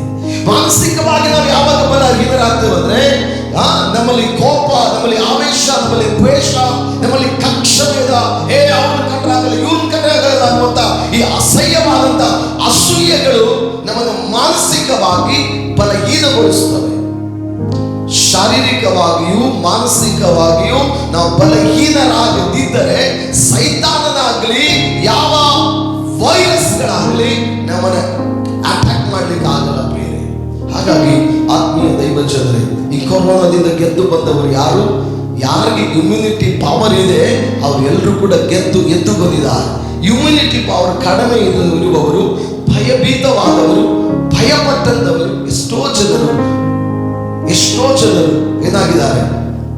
ಮರಣದ ಬಾಯಿಗೆ ತುತ್ತಾಗಿದ್ದಾರೆ. ನಾನು ನಿನ್ನೆ ಒಂದು ನ್ಯೂಸ್ ಪತ್ರಿಕೆಯಲ್ಲಿ ನೋಡ್ತಾ ಇರುವಾಗ ಒಬ್ಬ ವ್ಯಕ್ತಿ ತನಗೆ ಕೊರೋನಾ ಬಂದಿದೆ ಎಂದು, ತನಗೆ ಕೊರೋನಾ ಪಾಸಿಟಿವ್ ಆಗಿದೆ ಎಂದು ರಿಪೋರ್ಟ್ ಬಂದ ತಕ್ಷಣವೇ ಮದುವೆಯಾಗಿ ಕೇವಲ ಬರೀ 1 ವರ್ಷ ಸಮಾಧಾನ ಕಳೆದುಕೊಂಡು, ನೆಮ್ಮದಿಯನ್ನು ಕಳೆದುಕೊಂಡು, ಶಾಂತಿಯನ್ನು ಕಳೆದುಕೊಂಡು ತನ್ನ ಪತ್ನಿಯನ್ನು ತನ್ನ ಊರಿಗೆ ಕಳಿಸಿ ಅವರ ಮನೆ ಮುಂದೆ ತನ್ನ ಬೈಕು ಮತ್ತು ಮೊಬೈಲ್ ಅನ್ನ ಅಲ್ಲಿ ಇಟ್ಟು ತಾನು ಹೋಗಿ ಸಮುದ್ರದಲ್ಲಿ ಹಾರಿ ಸತ್ತು ಹೋಗಿದ್ದಾನೆ. ಅವನಿಗೆ ಶಾರೀರಿಕವಾದಂತ ಬಲ ಇದೆ, ಆದರೆ ಮಾನಸಿಕವಾಗಿ ಅವನು ಕುಗ್ಗಿ ಹೋದನು. ಒಂದು ವೇಳೆ ಅದಕ್ಕೆ ಸಂಬಂಧಪಟ್ಟ ವೈದ್ಯಕೀಯ ಚಿಕಿತ್ಸೆ ತೆಗೆದುಕೊಂಡ್ರೆ ಅವನಿಂದು ಎಷ್ಟೋ ವರ್ಷ ಬದುಕಿ ಬಾಳಬಹುದಾಗಿತ್ತು ಎಂದು. ಆದರೆ ಅವನ ಒಳಗಡೆ ಬಂದಂತ ಅಶಾಂತಿ, ಅವನ ಒಳಗಡೆ ಬಂದಂತ ಅಸಮಾಧಾನ ಅವನನ್ನು ಮರಣದ ಬಾಯಿಗೆ ದಬ್ಬಿತು ಪ್ರಿಯರೇ. ಹಾಗಾಗಿ ಆತ್ಮೀಯ ದೈವ ಜನರೇ, ದೇವರು ವಾಕ್ಯ ಮೂಲಕವಾಗಿ ನಿಮ್ಮನ್ನು ಆಶೀರ್ವದಿಸಲಿ. ದೇವರು ಏನು ಹೇಳುತ್ತಾನೆ? ಸಮಾಧಾನ ವಾಕ್ಯವನ್ನು ಹೇಳುತ್ತಾನೆ. ನಾವು ತಿರುಗಿ ಅಸಮಾಧಾನಕ್ಕೆ ಬರಬಾರದು, ಅಶಾಂತಿಗೆ ಬರಬಾರದು, ವಕ್ರತೆಗೆ ಬರಬಾರದು, ಅಡ್ಡಾದಿಡ್ಡಿ ಜೀವನಕ್ಕೆ ಬರಬಾರದು. ದೇವರು ಕೊಟ್ಟ ಸಮಾಧಾನದ ವಾಕ್ಯದಲ್ಲಿ ನಮ್ಮನ್ನು ಸಮಾಧಾನವಾಗಿಟ್ಟುಕೊಳ್ಳೋಣ. ನೋಡಿ, ಲೋಕದಲ್ಲಿ ಎಷ್ಟೋ ಜನರು ಏನೆಲ್ಲ ಇರ್ತದೆ, ಹಣ, ಐಶ್ವರ್ಯ ಎಲ್ಲ ಇರ್ತದೆ, ಅದು ಸಮಾಧಾನ ಇರಲ್ಲ. ಸಮಾಧಾನ ಒಂದು ನಿಮಿಷ ಕೂಡ ಅವ್ರಿಗೆ ಸಮಾಧಾನ ಇರಲ್ಲ. ಏನ್ ಮಾಡ್ಲಿ ಯಾರಿಗೆ ಹೇಳಿ, ಏನ್ ಮಾಡ್ಲಿ ಅದಕ್ಕೆ ಚಟಪಟ ಅಂತಿರ್ತಾರೆ. It's not good. ಎಷ್ಟು ಸಮಾಧಾನವಾಗಿ ಇರುತ್ತೀರೋ ಅಷ್ಟು ದೇವರ ಪ್ರೀತಿಗೆ ನೀವು ಪಾತ್ರರು. ಹಾಗಾಗಿ ದೇವರು ಎಲ್ಲರನ್ನೂ ಕೂಡ ವಿಶೇಷವಾಗಿ ಆಶ್ರಯಿಸಲಿ. ಅಲ್ಲಿ ಕಡೆಯದಾಗಿ ಒಂದು ಮಾತು ಹೇಳಿ ಮುಗಿಸ್ಬಿಡ್ತೀನಿ. ಕೃಪೆಯು ಸತ್ಯತೆಯು ಒಂದೊಂದು ಕೂಡಿರುವವು, ನೀತಿಯು ಸಮಾಧಾನವು ಒಂದೊಂದು ಏನ್ ಮಾಡ್ತದೆ? ಮುದ್ದಿಟ್ಟುಕೊಳ್ಳುತ್ತವೆ ಎಂಬುದಾಗಿ ನೋಡ್ತೀವಿ. ನೀತಿ ಮತ್ತು ಸಮಾಧಾನ ಒಂದೊಂದೊಂದು ಏನ್ ಮಾಡ್ತವೆ? ಮುದ್ದಿಟ್ಟುಕೊಳ್ಳುತ್ತವೆ. ನಮ್ಮಲ್ಲಿ ಆ ನೀತಿ ಇದ್ರೆ ನಮ್ಮಲ್ಲಿರುವ ಸಮಾಧಾನ ಎರಡು ಒಂದಕ್ಕೊಂದು ಏನಾಗ್ತವೆ? ಅನ್ಯೋನ್ಯವಾಗ್ತವಂತೆ. ನೀತಿ ಮತ್ತು ಸಮಾಧಾನ ಇದ್ರೆ ನೀತಿ ಇರ್ತದೆ, ನೀತಿ ಇದ್ರೆ ಸಮಾಧಾನ ಇರ್ತದೆ. ಇವು ಒಂದೊಂದೊಂದು ಬಿಟ್ಟಿರಕ್ಕಾಗಲ್ಲ. ಭಯ ಮತ್ತು ಭಕ್ತಿ ಒಂದೊಂದೊಂದು ಬಿಟ್ಟಿರಕ್ಕಾಗಲ್ಲ. ಹಗಲು ರಾತ್ರಿ ಒಂದೊಂದೊಂದು ಬಿಟ್ಟು ಇರಕ್ ಆಗೋದಿಲ್ಲ. ಯಾವ ರೀತಿಯಲ್ಲಿ ಹಗಲು ರಾತ್ರಿ, ಯಾವ ರೀತಿಯಲ್ಲಿ ಒಳ್ಳೆಯದು ಕೆಟ್ಟದ್ದು ಯಾವ ರೀತಿಯಲ್ಲಿ ದೇವರು ಸೃಷ್ಟಿ ಮಾಡಿದಾನಲ್ಲ, ಇದನ್ನು ಯಾವ ರೀತಿ ಬಿಟ್ಟಿರಕ್ಕಾಗಲ್ಲ, ಹಾಗೆಯೇ ನೀತಿಯು ಸಮಾಧಾನವು ಒಂದನ್ನೊಂದು ಮುದ್ದಿಟ್ಟುಕೊಳ್ಳುತ್ತದೆ. ನಿನ್ನಲ್ಲಿ ಸಮಾಧಾನ ಇದ್ರೆ ನೀತಿ ಇದೆ ಅಂತ ಅರ್ಥ, ನಿನ್ನಲ್ಲಿ ನೀತಿ ಇದ್ರೆ ನಿನಗೆ ಸಮಾಧಾನ ಇದೆ ಅಂತ ಅರ್ಥ. ದೇವರು ಈ ಕೀರ್ತನೆ ಮೂಲಕವಾಗಿ ನನ್ನನ್ನು ನಿಮ್ಮನ್ನು ವಿಶೇಷವಾಗಿ ಆಶೀರ್ವದಿಸಲಿ. ಅದ್ಭುತಮಯವಾದಂಥ ತನ್ನ ಕೃಪೆಯಲ್ಲಿ ದೇವರು ನಿಮ್ಮ ನಡೆಸಲಿ. ದಯಮಾಡಿ ಮನೆಯಲ್ಲಿ ಸಮಯವನ್ನು ವ್ಯರ್ಥವಾಗಿ ಕಳೆಯಬೇಡಿ. ದೇವರ ನಾಮಕ್ಕೆ ಸ್ತೋತ್ರ ಮಾಡೋಣ ಪ್ರಿಯರೇ. ನಾವು ಬೇಗ ಇವತ್ತಿನ ಪ್ರಕಟಣೆಗಳಿಗಾಗಿ ಹೋಗೋಣ. ಪ್ರಕಟಣೆ ಭಾಗವನ್ನು ನಾವು ನೋಡ್ತಾ ಇರುವಾಗ ನಿಮ್ಮೆಲ್ಲರಿಗೂ ಕೂಡ ಚೆನ್ನಾಗಿ ಗೊತ್ತಿದೆ, ಭಾರತ ದೇಶದಲ್ಲಿ, ಕರ್ನಾಟಕ ರಾಜ್ಯದಲ್ಲಿ ಎಷ್ಟೋ ಜನ ದೈವ ಸೇವಕರು ಈ ಲೋಕದ ಯಾತ್ರೆಯನ್ನು ತೀರಿಸಿ ಪವಿತ್ರವಾದ ಕರ್ತನ ದಿವ್ಯ ಪಾದವನ್ನು ಸೇರಿದ್ದಾರೆ.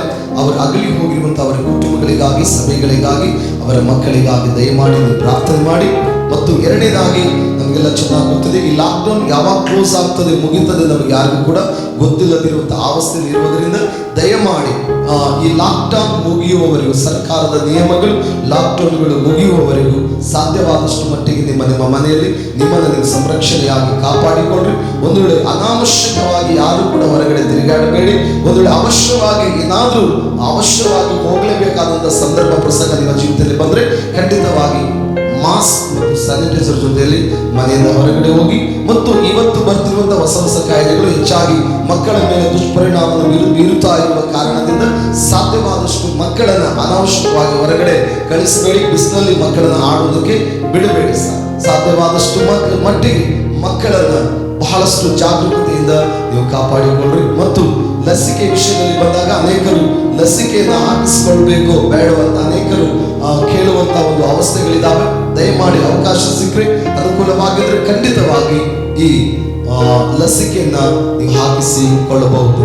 ದೇವರಿಗೆ ಸ್ತೋತ್ರ. ಕರ್ತನು ನಿಮ್ಮನ್ನು ನನ್ನನ್ನೆಲ್ಲರನ್ನು ಕೂಡ ಆಶೀರ್ವದಿಸಲಿ. ಮತ್ತು ಸಭೆಯಲ್ಲಿ ಒಬ್ಬರಿಗೊಬ್ಬರು ಫೋನ್ ಮಾಡಿ ಒಬ್ಬರೊಬ್ಬರು ಕಷ್ಟ ಸುಖವನ್ನ ವಿಚಾರಣೆ ಮಾಡಿ. ಯಾಕಂದ್ರೆ ಭಾನುವಾರ ಆರಾಧನೆ ಇಲ್ಲದೆ ಇರುವುದರಿಂದ ನಾವು ಒಬ್ಬರೊಬ್ಬರು ಮುಖ ನೋಡ್ಲಿಕ್ಕೆ ಆಗ್ತಾ ಇಲ್ಲ. ಸಾಧ್ಯವಾದರೆ ನಿಮ್ಮೆಲ್ಲರ ಕೈಯಲ್ಲಿ ಕೂಡ ಮೊಬೈಲ್ಗಳಿದ್ದಾವೆ. ಒಬ್ಬರಿಗೊಬ್ಬರು ಫೋನ್ ಮಾಡಿ ಒಬ್ಬರಿಗೊಬ್ಬರು ಕಷ್ಟ ಸುಖವನ್ನು ವಿಚಾರಣೆ ಮಾಡಿ ಒಬ್ಬರಿಗಾಗಿ ಒಬ್ಬರು ದಯಮಾಡಿ ನೀವು ಪ್ರಾರ್ಥನೆ ಮಾಡಿ.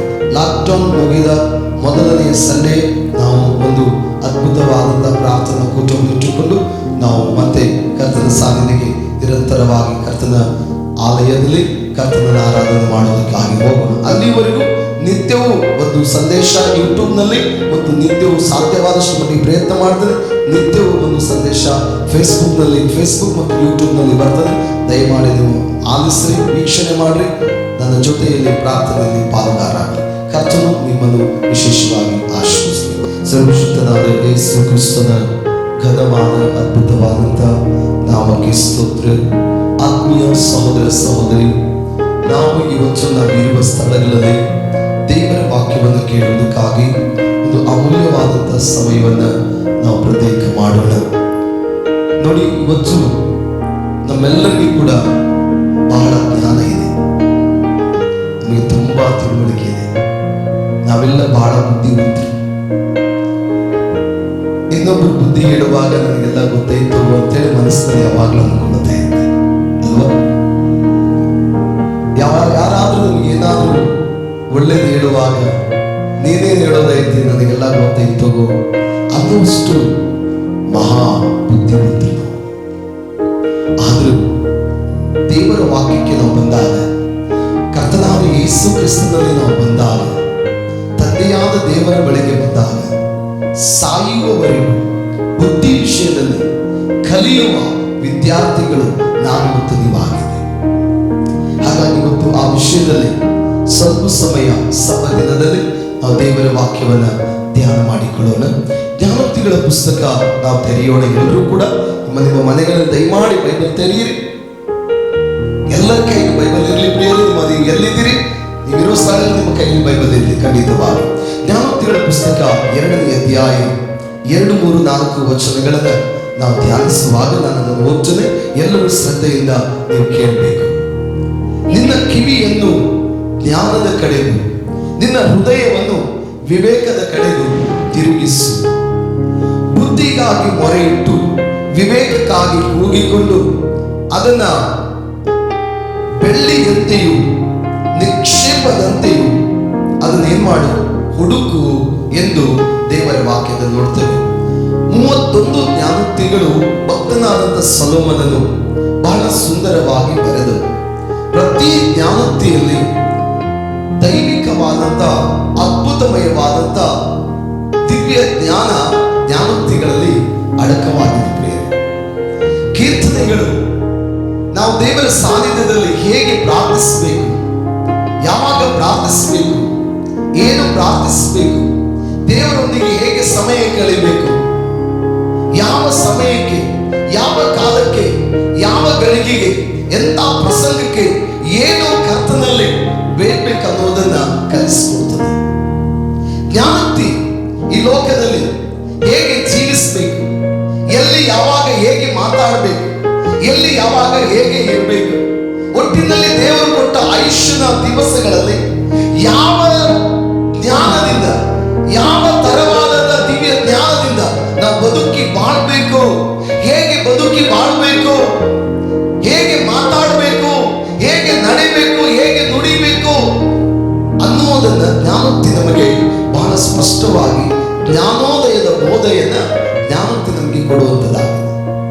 ಆತ್ಮೀಯ ದೈವಜನರಿಗೆ, ಅದಕ್ಕಾಗಿ ವಾಕ್ಯ ನೋಡುವಾಗ ನಿನ್ನ ಕಿವಿಯನ್ನು ಜ್ಞಾನದ ಕಡೆಗೂ, ನಿನ್ನ ಹೃದಯವನ್ನು ವಿವೇಕದ ಕಡೆಗೂ ತಿರುಗಿಸು.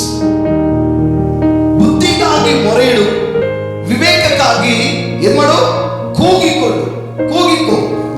ಆ ಬುದ್ಧಿಯನ್ನ, ಆ ವಿವೇಕವನ್ನ ಬೆಳ್ಳಿಯಂತೆಯೂ, ನಿಕ್ಷೇಪ ಮೀನ್ಸ್ ನಿಧಿಯಂತೆ, ಕಣ್ಣಿಗೆ ಕಾಣದ ರಹಸ್ಯಮಯವಾಗಿರುವ ಐಶ್ವರ್ಯದಂತೆ ಅದನ್ನು ನೀನು ಏನ್ ಮಾಡು, ಕಾಪಾಡು ಅಥವಾ ಹುಡುಕು ಎಂದು ದೇವರ ವಾಕ್ಯ ಹೇಳ್ತದೆ.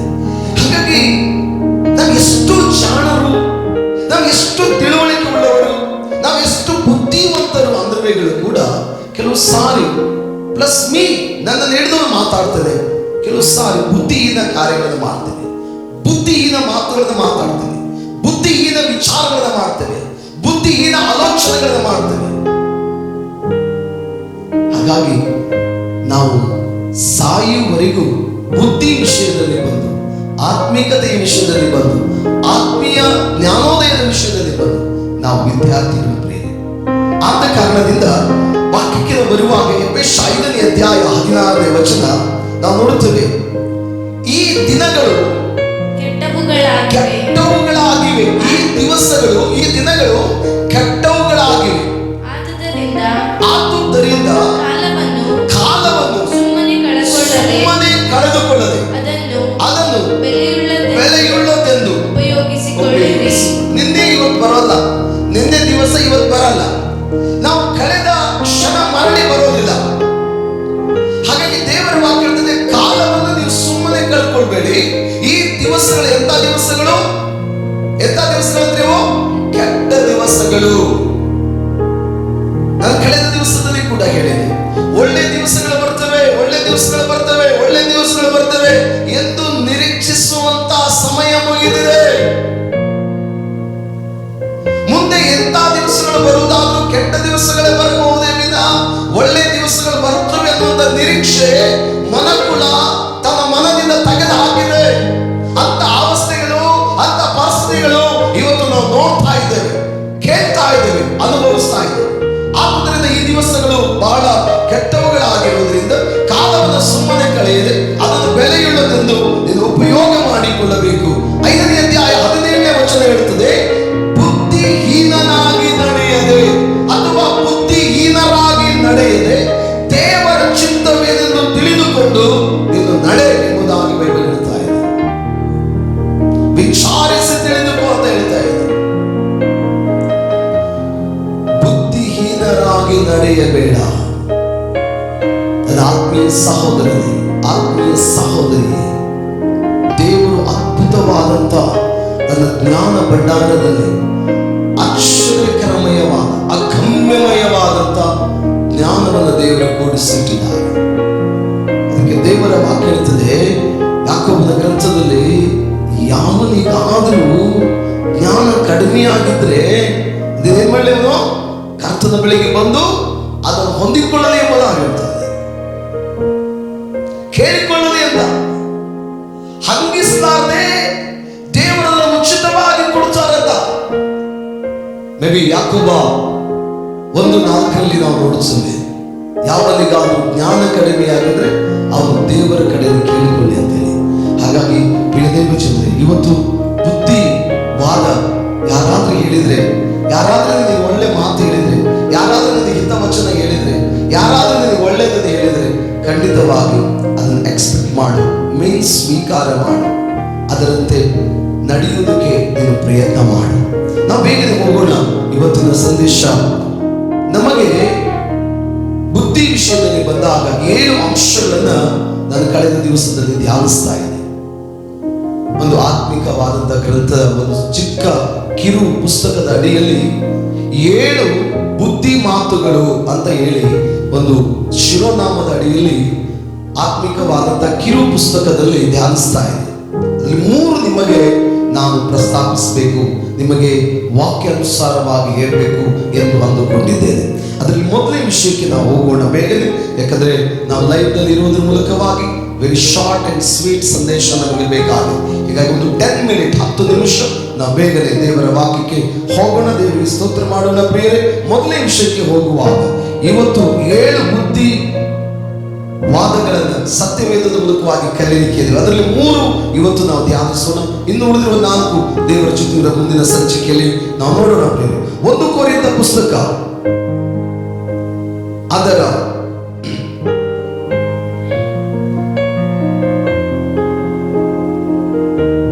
1 ಕೊರಿಂಥ ಪುಸ್ತಕಕ್ಕೆ ನಾವು ಬರುವ ಅದಕ್ಕಿಂತ ಮುಂಚಿತವಾಗಿ ದೇವರ ವಾಕ್ಯದಲ್ಲಿ ನಾವು ಧ್ಯಾನಿಸ್ತಾ ಇದ್ದೇವೆ. ಮೊದಲೇದು ಪ್ರಾಪಂಚಿಕ 7 ಬುದ್ಧಿವಾದಗಳಲ್ಲಿ ಇವತ್ತು 3 ನಾವು ಧ್ಯಾನಿಸಿಕೊಳ್ಳೋಣ. ಇನ್ನು ಉಳಿದಿರುವ 4 ದೇವರ ಚಿತ್ತವಿರುವುದಾದರೆ ಮುಂದಿನ ಸಂಚಿಕೆಯಲ್ಲಿ ನಾವು ಧ್ಯಾನ ಮಾಡಿಕೊಳ್ಳೋದಕ್ಕೆ ನಮ್ಮನ್ನು ಅರ್ಪಣೆ ಮಾಡೋಣ. ಅದರಲ್ಲಿ ಮೊದಲನೇದೇನಪ್ಪ ಅಂತಂದ್ರೆ, ಪ್ರಾಪಂಚಿಕವಾದ ಜ್ಞಾನದಿಂದ ನೀನು ನಡಿಬೇಡ. ಯಾವ ಜ್ಞಾನದಿಂದ? ದೇವರ ಮಗನೇ, ಪ್ರಿಯ ದೇವರ ಮಗಳೇ, ಪ್ರಿಯ ದೈವ ಜನರೇ, ಸತ್ಯವೇದ ನಮಗೆ ಕಲಿಸಿಕೊಡುತ್ತದೆ ಏನಂತ ಹೇಳಿದ್ರೆ, ದೇವರು ನನ್ನನ್ನ ನಿಮ್ಮನ್ನ ಈ ಲೋಕದೊಳಗಿಂದ ಆರಿಸಿ ತೆಗೆದುಕೊಂಡರು. ಈ ಲೋಕವನ್ನ ಬಿಡುವವರೆಗೂ, ಪರಲೋಕ ರಾಜ್ಯ ಸೇರುವವರೆಗೂ ಈ ಲೋಕದಿಂದಲೇ ದೇವರು ನಮ್ಮನ್ನು ಆರಿಸಿ ಈ ಲೋಕದಲ್ಲಿಯೇ ಮತ್ತೆ ನಮ್ಮನ್ನು ಇಟ್ಟಿದ್ದಾರೆ. ಯಾಕಂದ್ರೆ ನಮ್ಮ ಆಯುಷ್ಯದ ದಿನಗಳು ಮುಗಿಯುವವರೆಗೂ, ಪರಲೋಕ ಸ್ವಾಸ್ಥ್ಯವನ್ನು ನಾವು ಹೊಂದುವವರೆಗೂ ದೇವರು ನಮ್ಮನ್ನ ಈ ಲೋಕದಲ್ಲಿ, ಈ ಪ್ರಪಂಚದಲ್ಲಿ ಇಟ್ಟಿದ್ದಾರೆ. ಹಾಗೆ ದೇವರು ನಮ್ಮನ್ನು ಈ ಲೋಕದಿಂದ ಆರಿಸಿ ತೆಗೆದುಕೊಳ್ಳುವಾಗ ನಾವು ಈ ಲೋಕದವರ ಹಾಗೆಯೇ ಇದ್ದೆವು. ನಾವು ಲೌಕಿಕರು ಎಂದು ಬೈಬಲ್ ಹೇಳುತ್ತದೆ. ಆದರೆ ದೇವರು ಯಾವಾಗ ನನ್ನನ್ನು ನಿಮ್ಮನ್ನ ಈ ಲೋಕದೊಳಗಿಂದ ಆರಿಸಿ ಅವರು ತೆಗೆದುಕೊಂಡರು, ಆಗ ನಾವು ಈ ಲೋಕದೊಳಗಿಂದ ಆರಿಸಿ ತೆಗೆಯಲ್ಪಟ್ಟ ಪರಲೋಕ ಸಂಸಾರಕ್ಕೆ ಸಂಬಂಧಪಟ್ಟ ಆತ್ಮಿಕರು, ಲೌಕಿಕರು ಅಲ್ಲ. ದಿಸ್ ಇಸ್ ಎ ಡಿಫರೆಂಟ್, ಇದು ವ್ಯತ್ಯಾಸ. ಲೌಕಿಕರಿಗೂ ಆತ್ಮಿಕರಿಗೂ ಬಹಳ ವ್ಯತ್ಯಾಸವಿದೆ. ಆದರೆ ಈ ಆತ್ಮಿಕರಾದ ನಾವುಗಳು ಕೂಡ ಈ ಲೋಕದವರೇ, ಈ ಲೋಕದಿಂದ ಆರಿಸಲ್ಪಟ್ಟವರೇ, ಈ ಲೋಕದಲ್ಲಿಯೇ ಇಡಲ್ಪಟ್ಟವರಾಗಿ. ಹಾಗಾದ್ರೆ ಆತ್ಮಿಕವಾದ ದೈವಜನರೇ, ನಾವು ಸತ್ಯವೇದದ ಪುಸ್ತಕದ ಅಡಿಯಲ್ಲಿ, ಸತ್ಯವೇದದ ಅಡಿಯಲ್ಲಿ ಬುದ್ಧಿಯ ವಿಷಯಗಳನ್ನು ಕಲಿಯುವಾಗ ಮೊದಲನೇ ಬುದ್ಧಿ ಮಾತು ಏನೋ, ನಾವು ಪ್ರಾಪಂಚಿಕವಾದ ಜ್ಞಾನದಿಂದ ನಡೆಯಬಾರದು. ಇವತ್ತು ಪ್ರಾಪಂಚಿಕವಾದಂಥ ಜ್ಞಾನ ನಮಗೆ ಎಲ್ಲರಿಗೂ ಕೂಡ ಚೆನ್ನಾಗಿ ಗೊತ್ತಿದೆ. ಎಷ್ಟರ ಮಟ್ಟಿಗೆ ಇದೆ? ಆಕಾಶದಲ್ಲಿ ಮನೆ ಕಟ್ಟುವಷ್ಟು ಮಟ್ಟಿಗೆ ಇದೆ, ಅಂಗೈಯಲ್ಲಿ ಪ್ರಪಂಚ ನೋಡುವಷ್ಟು ಮಟ್ಟಿಗೆ ಇದೆ ಅಲ್ವಾ? ಇನ್ನೂ ಅತ್ಯಧಿಕವಾದಂಥ ಜ್ಞಾನ, ಲೌಕಿಕವಾದ ಜ್ಞಾನ ಇದೆ. ವಾಕ್ಯ ಹೇಳ್ತದೆ 1 ಕೊರಿಂಥ ಪುಸ್ತಕ, ಯಾವನು ತನ್ನನ್ನು ತಾನು ಮೋಸಗೊಳಿಸಿಕೊಳ್ಳದಿರಲಿ.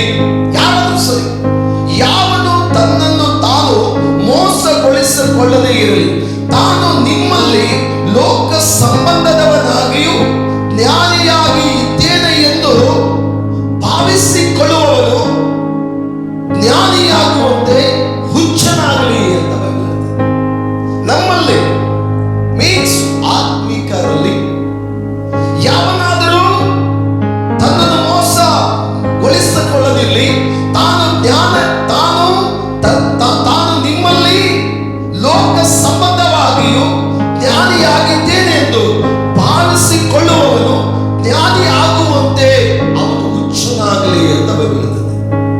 ಯಾಕಂದ್ರೆ ಲೌಕಿಕವಾದ ಜ್ಞಾನ ಮನುಷ್ಯನಲ್ಲಿ ಎಷ್ಟು ಇದ್ದು ಕೂಡ, ಎಷ್ಟು ಸಾಕಷ್ಟು ಲೌಕಿಕವಾದ ಜ್ಞಾನ ಇದ್ದು ಆತ್ಮಿಕವಾದ ತಿಳುವಳಿಕೆ ಅವನಲ್ಲಿ ಇಲ್ಲ ಅಂದ್ರೆ ಅವನು ಹುಚ್ಚನಾಗ್ಲಿ ಅಂತ ಬೈಬಲ್ ಹೇಳ್ತದೆ. ನಮಗೆಲ್ಲ ಒಳ್ಳೆ ಉದಾಹರಣೆ ಎಕ್ಸಾಂಪಲ್ ಏನು ಅಂತ ಹೇಳಿದ್ರೆ, ಓದುವಂತ ಮಕ್ಕಳು, ಕೆಲವು ಮಕ್ಕಳು ಡೇ ಅಂಡ್ ನೈಟ್ 24 hours ಯಾವಾಗ ನೋಡಿದ್ರೆ ಬುಕ್ಕು ಬುಕ್ಕು ಬುಕ್ಕು ಬುಕ್ಕು ಅಂತಿರ್ತಾರೆ. ಕೆಲವು ಓದ್ಬಾರ್ದಂತಲ್ಲ, ರ್ಯಾಂಕ್ ಬರಲಿ, ಇನ್ನು ಹೈಯೆಸ್ಟ್ ಕೋರ್ಸ್ ಮಾಡಬೇಕು ಪ್ರತಿ ಮಕ್ಕಳು ಕೂಡ. ಆದರೆ ಕೆಲವರನ್ನ ನಾವು ನೋಡಿದ್ದೇವೆ, ಬುಕ್ ಬಿಟ್ಟರೆ ಬೇರೆ ಏನು ಪ್ರಪಂಚ ಗೊತ್ತಿರಲ್ಲ. ಹಾಗೆ ಎಷ್ಟೋ ಮಕ್ಕಳು ಅತಿಯಾಗಿ ಓದಿ ಓದಿ ಓದಿ ಓದಿ ಹುಚ್ಚರಾಗಿದ್ದಾರೆ. ಇನ್ನು ಕೆಲವರು ಏನಾದ್ರೂ ವಿಷಯದಲ್ಲಿ ಅತಿ ಹೆಚ್ಚು ತಿಳ್ಕೊಳ್ಬೇಕು ತಿಳ್ಕೊಳ್ಬೇಕು ತಿಳ್ಕೊಳ್ಬೇಕು ತಿಳ್ಕೊಳ್ಬೇಕು ತಿಳ್ಕೊಳ್ಬೇಕು ಅಂತ ಹೇಳಿ ತಿಳಿಲಾರದೆ ಹುಚ್ಚರಾಗಿ ಹೋಗಿದ್ದಾರೆ. ಯಾವ ಮನುಷ್ಯನು ಕೂಡ ತನ್ನನ್ನು ತಾನು ಏನ್ ಮಾಡಿಕೊಳ್ಳದಿರಲಿ, ಮೋಸಪಡಿಸಿಕೊಳ್ಳದಿರಿ. ಇಹಲೋಕದ ಜ್ಞಾನಿ ಎಂದು ಭಾವಿಸಿಕೊಳ್ಳುವವನು ಆ ಜ್ಞಾನಾನುಸಾರವಾಗಿ ಅವನು ಹುಚ್ಚನಾಗಲಿ ಎಂಬುದಾಗಿ ದೇವರ ವಾಕ್ಯದಲ್ಲಿ ನೋಡ್ತೇವೆ. ಯಾಕಂದ್ರೆ ಇಹಲೋಕದ ಜ್ಞಾನವು ದೇವರ ಮುಂದೆ ಏನಾಗಿದೆ, ಹುಚ್ಚುತನವಾಗಿದೆ. 1 ಕೊರಿಂಥ ಪುಸ್ತಕ 1ನೇ ಅಧ್ಯಾಯ ಅದರ 20 ಮತ್ತು 21ನೇ ವಚನ ನಾವು ಮತ್ತು ನೀವು ಧ್ಯಾನಿಸುವಾಗ ನೋಡ್ತೇವೆ, ದೇವರು ಇಹಲೋಕದ ಜ್ಞಾನವು ಹುಚ್ಚುತನವನ್ನಾಗಿ ಮಾಡಿದ್ದಾನಲ್ಲವೇ. ನೋಡಿ, ಓದಿ ವಾಕ್ಯ ಮುಂದೆ. ಹೇಗೆಂದರೆ ಲೋಕವು ಜ್ಞಾನವೆನಿಸುವ ಮಾರ್ಗದಿಂದ ದೇವರನ್ನು ತಿಳಿದುಕೊಳ್ಳದೆ ಹೋದದ್ದು ದೇವರ ಜ್ಞಾನದ ಸಂಕಲ್ಪ. ನೋಡುತ್ತೆ, ಇಹಲೋಕದ ಜ್ಞಾನಾನುಸಾರವಾಗಿ ನಡೆಯುವವನು ದೈವಿಕವಾದಂತಹ ಜ್ಞಾನವನ್ನು ತಿಳಿಯಲಾರದಿದ್ದಾನೆ ಎಂದು ಬೈಬಲ್ ಹೇಳ್ತಾರೆ. ಹಾಗಾಗಿ ಇಹಲೋಕದ ಜ್ಞಾನವು ನಮಗೆ ಅವಶ್ಯವಾಗಿದೆ, ಬೇಡ ಅಂತ ಹೇಳೋದು. ನಮಗೆಲ್ಲರಿಗೂ ಕೂಡ ನಾವು ಇವತ್ತು ಏನಿಲ್ದಿದ್ರೆ ಇರ್ಬೋದು, ಮೊಬೈಲ್ ಇಲ್ದಿದ್ರೆ, ಮೊಬೈಲ್ ಇಲ್ಲದೆ ಇರ್ಲಿಕ್ಕೆ ಆಗಲಾರದ ಅವಸ್ಥೆ ಇದೆ. ಏನಿಲ್ದಿದ್ರೆ ಇರ್ಬೋದು, ರಾತ್ರಿ ಲೈಟ್ ಫ್ಯಾನ್ ಇಲ್ದಿದ್ರೆ ಮಲಗಕ್ಕೆ ಆಗ್ಲಾರ್ದಿರುವ ಅವಸ್ಥೆ ಇದೆ. ಒಂದಾನೊಂದು ಕಾಲದಲ್ಲಿ ಎಲ್ಲಿ ನೀರಡಿಕೆ ಆಗ್ತದೆ ಅಲ್ಲಿ ನೀರು ತಗೊಂಡು ಕುಡಿತಾ ಇರುವಂತ ಮನುಕುಲ ಇವತ್ತು ನೀರಡಿಕೆ ಆದ್ರೆ ಎಂತ ವಾಟರ್ದು ಪ್ಯೂರ್ ವಾಟರ್ ಏನು ಪ್ಯೂರಿಫೈ ವಾಟರು ಅಥವಾ ಕ್ಯೂರಿಫೈ ವಾಟರು ಅಥವಾ ಬಿಸ್ಲೇರಿ ವಾಟರು ಅದೇ ಬೇಕಂತ ಅನ್ನುವಂಥ ಅವಸ್ಥೆಗಳು ಇವತ್ತು ನಾವು ಬಂದಿದೆ. ಜ್ಞಾನ ಬೇಡ ಅಂತ ಹೇಳೋದಿಲ್ಲ, ಇಹಲೋಕದ ಜ್ಞಾನ ನಮಗೆ ಅವಶ್ಯವಾಗಿದೆ, ಬೇಡ ಅಂತ ಅಲ್ಲ.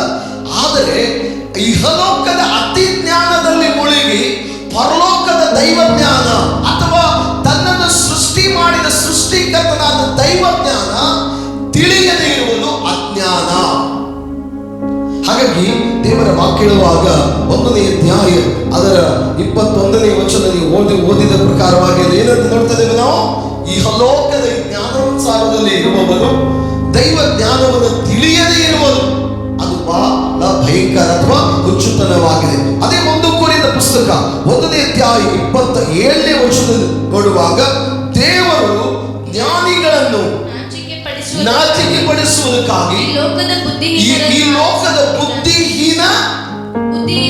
ಬುದ್ಧಿಹೀನರನ್ನು ಮಾಡಿದಂತೆ ಆರಿಸಿ ತೆಗೆದುಕೊಂಡಿದ್ದಾರೆ. ದೇವರ ನಾಮಕ್ಕೆ ಸ್ತೋತ್ರ. ನೋಡಿ, ಆ ದಿವಸ ಸೌಲನು ರಾಜನು, ಬಲಿಷ್ಠನು, ಯುದ್ಧ ನಿಪುಣನು, ವೀರನು, ಶೂರನು, ಬಾಲಕನು. ಅವನ ಜೊತೆಯಲ್ಲಿ ಸಾವಿರಾರು ಮಹಾಸೈನ್ಯ ಇದೆ, ಖಡ್ಗ, ಗುರಾಣಿ, ಬರ್ಚಿ, ಇಟಿ ಎಲ್ಲವೂ ಇದೆ. ಅದು ಒಬ್ಬ ವ್ಯಕ್ತಿಯನ್ನು ಸೋಲಿಸಲಿಕ್ಕೆ ಆಗಿಲ್ಲ. ಅವನ ಹೆಸರೇನು? ಗೋಲಿಯಾತ್. ಒಬ್ಬ ವ್ಯಕ್ತಿಯ ಎದುರು ನಿಂತ್ಕೊಳ್ಳಿಕ್ಕೆ ಆಗ್ತಾ ಇಲ್ಲ. ಜ್ಞಾನಿ ಅವನು, ಬಲಿಷ್ಠನವನು, ವೀರನವನು, ಶೂರನವನು, ರಾಜನವನು, ಅರಸನು. ಅವನ ಜೊತೆ ಸಾಕಬೇಕಾದಷ್ಟು ಮಹಾಸೈನ್ಯ ಇದೆ. ಆದ್ರೆ ಗೋಲಿಯಾತನನ್ನು ಎದುರಿಸಲಿಕ್ಕೆ ಆಗಲಿಲ್ಲ. ಆದ್ರೆ ದಾವೀದನಲ್ಲಿ ಸೈನ್ಯ ಇಲ್ಲ, ಖಡ್ಗ ಇಲ್ಲ, ಬರ್ಚಿ ಇಲ್ಲ, ಈಟಿ ಇಲ್ಲ, ಬಲಿಷ್ಠನಲ್ಲ, ಶೂರನಲ್ಲ, ವೀರನಲ್ಲ. ಆದ್ರೆ ಅವನ ಒಳಗಡೆ ದೈವ ಜ್ಞಾನ ಹೊಂದಿದೆ. Praise the Lord, hallelujah. ಯಾವ ಜ್ಞಾನ ಇದೆ? ದೈವ ಜ್ಞಾನ ಇದೆ. ಎಷ್ಟೋ ದಿವಸಗಳು ಫಿಲಿಷ್ಟಿಯನ್ನರು ಬೈಯುವ ಬೈಗುಳಗಳನ್ನು ಕೇಳುತ್ತಾ ನಿಂತಿರುವಂತಹ ಈ ಇಸ್ರಾಯೇಲರ ಆಜ್ಞೆಯ ಸಭೆಯ ಪರಿಸ್ಥಿತಿ ನೋಡುವಾಗ ಸೌಲನು ನಡುಗುತ್ತಾ ಇದ್ದಾನೆ, ಸೈನಿಕರು ಭಯಭೀತವಾಗಿದ್ದಾರೆ. ದಾವೀದನಲ್ಲಿ ಸೌಲನಲ್ಲಿ ಜ್ಞಾನವಾಗಲಿ, ಸಾಮರ್ಥ್ಯವಾಗಲಿ, ಶಕ್ತಿ ಆಗಲಿಲ್ಲ. ಯಾರಿದ್ದಾರೆ? ದೇವರು ಇದ್ದಾರೆ. ಹಾಗಾಗಿ ದಾವೀದನು ನಾನು ಗೋಲಿಯಾತನನ್ನು ಸಾಯಿಸಿದೆನ್ನುವಾಗ ಸೌಲನು ಎಷ್ಟೋ ಸಾರಿ ಈ ಸಣ್ಣ ಮಗು ಬೇಡ ಅಂತ ತಿರಸ್ಕಾರ ಮಾಡಿದ. ಕಡೆ ಪಕ್ಷದಲ್ಲಿ ದಾವೀದನ ಒತ್ತಾಯದ ಮೇರೆಗೆ ಆಯ್ತು ಹೋಗಂತ ಹೇಳುವಾಗ ರಾಜವಸ್ತ್ರಗಳನ್ನು ತೊಡಿಸಿದಾಗ ಕೈಗಳಲ್ಲಿ ಖಡ್ಗವನ್ನು ಕೊಟ್ಟಾಗ ಆ ಖಡ್ಗ ರಾಜವಸ್ತ್ರ ಅಲ್ಲ, ಯುದ್ಧದ ವಸ್ತ್ರಗಳನ್ನು ತೊಡಿಸಿದಾಗ, ಸೈನಿಕ ವಸ್ತ್ರಗಳನ್ನು ತೊಡಿಸಿದಾಗ ಅವನಿಗೆ ಭಾರವಾದ ಅದನ್ನು ಕಿತ್ತು ಬೀಸಾಕಿ ದಾವೀದನು ಏನ್ ಮಾಡ್ತಾ ಇದ್ದಾನೆ? ತಾನು ಯುದ್ಧ ಸ್ಥಿತಿಯಲ್ಲಿಯೇ ತನ್ನ ಕೈಯಲ್ಲಿರುವ ಕವಣೆಯನ್ನು ತೆಗೆದುಕೊಂಡು ಹಳ್ಳದಲ್ಲಿ ನುಣುಪಾದ ಕಲ್ಲುಗಳನ್ನ ಆರಿಸಿಕೊಂಡು ಕವಣೆಯಲ್ಲಿಟ್ಟು ತನ್ನ ಜ್ಞಾನದ ಅನುಸಾರವಾಗಿ ಗೋಲಿಯಾತನ ತಲೆಯನ್ನ ಚಚ್ಚಿ ರುಂಡವನ್ನ ಕಡ್ದು ಹಾಕಿದಂತ ಬೈಬಲ್ ಹೇಳ್ತಾರೆ. ಹಾಗಾದ್ರೆ ಆತ್ಮೀಯ ಸಹೋದರಿ ನೋಡಿ, ದಾವೀದನಲ್ಲಿ ದೈವ ಜ್ಞಾನ ಇದೆ, ದಾವೀದನಲ್ಲಿ ದೇವರ ಆತ್ಮನಿದ್ದಾನೆ. ಸೌಲನಲ್ಲಿ ಅವು ಎರಡೂ ಕೂಡ ಇಲ್ಲ. ಎಷ್ಟು ವ್ಯತ್ಯಾಸವಿದೆ. ಹಾಗಾಗಿ ಬೈಬಲ್ ಹೇಳ್ತದೆ, ದೇವರು ಜ್ಞಾನಿಗಳನ್ನ ನಾಚಿಕೆ ಪಡಿಸುವುದಕ್ಕಾಗಿ ಅಜ್ಞಾನಿಗಳನ್ನ ಆರಿಸಿಕೊಂಡು ಬಲಿಷ್ಠರನ್ನ ನಾಚಿಕೆ ಪಡಿಸುವುದಕ್ಕಾಗಿ ಬಲಹೀನರನ್ನ ದೇವರು ಆರಿಸಿ ತೆಗೆದುಕೊಂಡ್ರು ಎಂಬುದಾಗಿ ದೇವರು ವಾಕ್ಯ ಹೇಳ್ತಿದೆ. ಹಾಗಾಗಿ ಆತ್ಮೀಯ ಸಹೋದರ, ಯಾಕೋಬ 1:4 ಹೇಳ್ತಾ ಇದೆ ಏನಂತ? ಯಾವನಿಗಾದರೂ ಸರಿ ಜ್ಞಾನ ಕಡಿಮೆ ಆಗಿದೆ, ನೀನು ಯಾರೇ ಆಗಿರು, ನಿನಗೆ ದೈವಿಕವಾದ ಜ್ಞಾನ ಬೇಕು. ನೀನು ಯಾವನಾದರೆ ಆಗಿರು, ಪಾಪದಲ್ಲಿಯೋ ಶಾಪದಲ್ಲಿಯೋ ರೋಗದಲ್ಲಿಯೋ ಭಯಂಕರವಾದ ಪರಿಸ್ಥಿತಿಯಲ್ಲಿದೆಯೋ, ದೇವರ ಬಳಿಗೆ ಬಂದು ದೇವಾ ನಿನ್ನ ತಿಳಿದುಕೊಳ್ಳುವ ದೈವ ಜ್ಞಾನ ಕೊಡು ಎಂದು ನೀನು ಪ್ರಾರ್ಥಿಸುವಿಯಾದರೆ ಖಂಡಿತವಾಗಿ ದೇವರು ನಿನಗೆ ದೈವ ಜ್ಞಾನವನ್ನು ಆತನು ಪ್ರಕಟಿಸುವುದಾಗಿಲ್ಲ. ಸೃಷ್ಟಿಕರ್ತನ ಯಾರೆಂದು ನೀನು ಗ್ರಹಿಸಿಕೊಳ್ಳುವ ಅದ್ವಿತೀಯವಾದ ದಿವ್ಯ ಜ್ಞಾನವನ್ನು ಕರ್ತನು ನಿನಗೆ ಅನುಗ್ರಹ ಮಾಡಿಕೊಡುವವನಾಗಿದ್ದಾನೆ. ಹೀಗಾಗಿ ಈ ಲೋಕದ ಜ್ಞಾನಾನುಸಾರ ಪ್ರಾಪಂಚಿಕವಾದ ಜ್ಞಾನದಿಂದ ಫಸ್ಟ್ ಆಫ್ ಆಲ್ ನೀನು ನಡಿಬೇಡ ಎಂದು ಸತ್ಯವೇದ ಹೇಳ್ತದೆ. ಸ್ವಲ್ಪ ಬೇಗ ಹೋಗೋಣ. ಎರಡನೇದಾಗಿ, ಈ ಲೋಕದ ಸಂಪ್ರದಾಯಗಳನ್ನು, ಪ್ರಾಪಂಚಿಕವಾದ ಬೋಧನೆಗಳನ್ನು ಅಥವಾ ಉಪದೇಶಗಳನ್ನು ಅನುಸರಿಸಬೇಡ ಎಂಬುದಾಗಿ ದೇವರ ವಾಕ್ಯ ಹೇಳ್ತಾ ಇದೆ. ಏನಂತ ವಾಕ್ಯ ಹೇಳ್ತದೆ? ಎರಡನೇ ವಿಷಯ ಏನಂದ್ರೆ, ಈ ಲೋಕದ ಸಂಪ್ರದಾಯಗಳನ್ನು, ಪ್ರಾಪಂಚಿಕವಾದಂತ ಬೋಧನೆಗಳನ್ನು, ಉಪದೇಶಗಳನ್ನು ನೀನು ಅನುಸರಿಸಬೇಡ ಅಂತ ಹೇಳಿದೆ. ಯಾಕೆ ಈ ಮಾತನ್ನು ನೋಡ್ತಾ ಇದ್ದೇವೆ ಅಂತ ಹೇಳಿದ್ರೆ, ಇವತ್ತು ಈ ಲೋಕದಲ್ಲಿ, ವೈಜ್ಞಾನಮಯವಾದಂತ ಈ ಲೋಕದಲ್ಲಿ ಇವತ್ತು ಕೂಡ ಎಷ್ಟೋ ಮೌಢ್ಯಮಯವಾದಂತ ಉಪದೇಶಗಳನ್ನು ಕೇಳ್ತಾ ಇದ್ದೀವಿ. ಎಷ್ಟೋ ಮೌಢ್ಯಮಯವಾದಂತ ಆಚಾರಗಳನ್ನ, ವಿಚಾರಗಳನ್ನ ನಾವು ಇವತ್ತು ಕೂಡ ಈ ವೈಜ್ಞಾನಿಕಮಯವಾದ ಯುಗದಲ್ಲಿ ನಾವು ಜನರು ಮಾಡುವುದನ್ನ ಇವತ್ತು ನಾವು ನೋಡ್ತಾ ಇದ್ದೇವೆ. ನೋಡಿ, ಇಷ್ಟು ಲಕ್ಷ ಜನರು, ಸಾವಿರಾರು ಜನರು ಮಾರಣ ಹೋಮಗಳಲ್ಲಿ, ಮರಣದಲ್ಲಿ ನಿತ್ಯ ನಶಿಸಿ ಹೋಗ್ತಾ ಇದ್ದಾರೆ. ವಿಜ್ಞಾನ ಇದನ್ನ ಬೇಗನೆ ಸರಿಪಡಿಸುವುದಕ್ಕೆ ಹಗಲು ರಾತ್ರಿ ಸತತವಾದ ಪ್ರಯತ್ನ ಮಾಡ್ತಾ ಇದೆ. ಮಹಾನ್ ವ್ಯಕ್ತಿಗಳು ಸಾಕಷ್ಟು ನಿರಂತರವಾದ ಪ್ರಯತ್ನಗಳು ಮಾಡ್ತಾ ಇದ್ದಾರೆ. ಇದರ ಮಧ್ಯದಲ್ಲಿ ಮತ್ತೊಂದು ಮೌಢ್ಯ, ಇಂಥ ಅವಸ್ಥೆಗಳಲ್ಲಿ, ಇಂಥ ಪರಿಸ್ಥಿತಿಗಳಲ್ಲಿಯೂ ಮೌಢ್ಯತನ ನಮ್ಮನ್ನ ಕಾಡ್ತಾ ಇದೆ. ಅದಕ್ಕೆ ನಮ್ಮ ಭಾಷೆ ನೋಡುವಾಗ ಮೂಢನಂಬಿಕೆಗಳು ಅಂತ ಹೇಳ್ತೇವೆ ನಾವು. ಮೂಢನಂಬಿಕೆಗಳು ಇವತ್ತು ಎರಡನೆಯದು ಬುದ್ಧಿವಾದ ವಿಷಯದಲ್ಲಿ ಬಂದಾಗ, ಇಹಲೋಕದ ಪ್ರಾಪಂಚಿಕವಾದಂತ ಬೋಧನೆಗಳನ್ನು, ಬಾಲ ಬೋಧನೆಗಳನ್ನು, ಸಣ್ಣ ಮಕ್ಕಳಿಗೆ ಅಜ್ಜಿ ಕತೆ ಹೇಳ್ತಾರಲ್ಲ, ಅಜ್ಜಿ ಕತೆಗಳು. ಅಜ್ಜಿ ಏನ್ ಕತೆ ಹೇಳಿದ್ರು ಮಕ್ಕಳು ಏನ್ ಮಾಡ್ತಾರೆ? ಕೇಳ್ತಾರೆ. ಯಾಕೆ? ನೋಡಿನೂ ಇಲ್ಲ, ಗೊತ್ತೂ ಇಲ್ಲ. ಅಜ್ಜಿ ಏನ್ ಹೇಳ್ತಾರೋ ಮಕ್ಕಳಿಗೆ ಅದೊಂದು ಕತೆ ಹೂ ಅಂತೇಳಿ ಮಾಡ್ಕೊಂಡು ಬಿಡ್ತಾರೆ. ಇವತ್ತು ಕೂಡ ಅಂತ ಅನೇಕ ಬಾಲ ಬೋಧೆಗಳು, ಮೌಢ್ಯ ಆಚಾರಗಳು ಅನ್ನೋದು ಕೇಳಿಸಿ ಮಲಗಿಸ್ಬಿಡ್ತಾರೆ. ಅದಕ್ಕಾಗಿ ಎರಡನೇ ಬುದ್ಧಿ ಮಾತು, ಇಹಲೋಕದ ಪ್ರಾಪಂಚಿಕವಾದ ಕೆಲವು ಸಂಪ್ರದಾಯಗಳು, ಬಾಲ ಬೋಧನೆಗಳನ್ನು ನೀನು ಅನುಸರಿಸಬೇಡ. ಕಾರಣ ಏನು? ಕೊಲೊಸ್ಸ 2ನೇ ಅಧ್ಯಾಯ 8ನೇ ವಚನ ಓದ್ಕೊಳ್ಳೋಣ ವಾಕ್ಯ ಬೇಗ. ಕ್ರಿಸ್ತನನ್ನು ಹಾ. ಅನುಸರಿಸದೆ ಹಾ. ಮನುಷ್ಯರ ಸಂಪ್ರದಾಯಗಳನ್ನು ದೇವರನ್ನು ಅನುಸರಿಸದೆ, ಕರ್ತನಾದ ಯೇಸು ಕ್ರಿಸ್ತನನ್ನು ದೇವರ ಮಗನೇ, ದೇವರ ಮಗಳೇ, ವಿಶ್ವಾಸಿಯೇ, ನಿನಗೆ ದೇವರು ಯಾರೆಂದು ಗೊತ್ತಿದ್ದು ನೀನು ದೇವರನ್ನು ಅನುಸರಿಸದೆ, ಕ್ರಿಸ್ತನನ್ನು ಅನುಸರಿಸದೆ ಮನುಷ್ಯರ ಸಂಪ್ರದಾಯಗಳನ್ನು ಪ್ರಾಪಂಚಿಕ ಬಾಲಬೋಧೆಗಳನ್ನು ಅನುಸರಿಸುವವರು ನಿಮ್ಮಲ್ಲಿ ಬಂದು ಮೋಸವಾದ ನಿರರ್ಥಕ ತತ್ವಜ್ಞಾನ ಬೋಧನೆಯಿಂದ ನಿಮ್ಮ ಮನಸ್ಸನ್ನು ಕೆಡಿಸಿ ನಿಮ್ಮನ್ನು ವಶ ಮಾಡಿಕೊಂಡಾರಕ್ಕೂ ಮೋಸಗೊಳಿಸಿ ಯಾರು ಎಚ್ಚರ. ವಾಕ್ಯ ಎಷ್ಟು ಸ್ಪಷ್ಟವಾಗಿರುತ್ತದೆ. ದೇವರ ಮಗನೇ, ದೇವರ ಮಗಳೇ, ವಿಶ್ವಾಸಿ, ದೇವರು ನಂಬಿರುವಂತಹ ನಾಮಗಳು ಇಹಲೋಕದ ಬಾಲ ಬೋಧನೆಗಳು, ಇಹಲೋಕದ ಉಪದೇಶಗಳು, ಇಹಲೋಕದ ಮಾತುಗಳಿಂದ ನಾವು ಅವರಿಗೆ ವಶೀಕರಣವಾದೆವು ಅಥವಾ ನಾವು ಅವರ ಮಾತಿಗೆ ಒಳಗಾಗಿ ಮೋಸ ಹೋದೆವು. ಎಚ್ಚರವಾಗಿದೆ ಎಂದು ಬರೆದು ಹೇಳ್ತಾ ಇದೆ. Praise the Lord, hallelujah. ದೇವರಿಗೆ ಸ್ತೋತ್ರ ಮಾಡೋಣ ಪ್ರಿಯರೇ. ಹಾಗಾಗಿ ಈ ವೈಜ್ಞಾನಿಕಮಯವಾದ ಈ ಯುಗದಲ್ಲಿಯೂ ಕೂಡ ಇವತ್ತು ನಾವು ಮೌಢ್ಯತೆಗೂ ಬಾಲ ಬೋಧನೆಗೂ ಮೀನ್ಸ್ ಅಜ್ಜಿ ಕಥೆಗಳಿಗೂ ಇವತ್ತು ತಲೆ ಬಾಗುತ್ತಾ ಇದ್ದೇವೆ, ಸಿರಬಾಗ್ತಾ ಇದ್ದೇವೆ.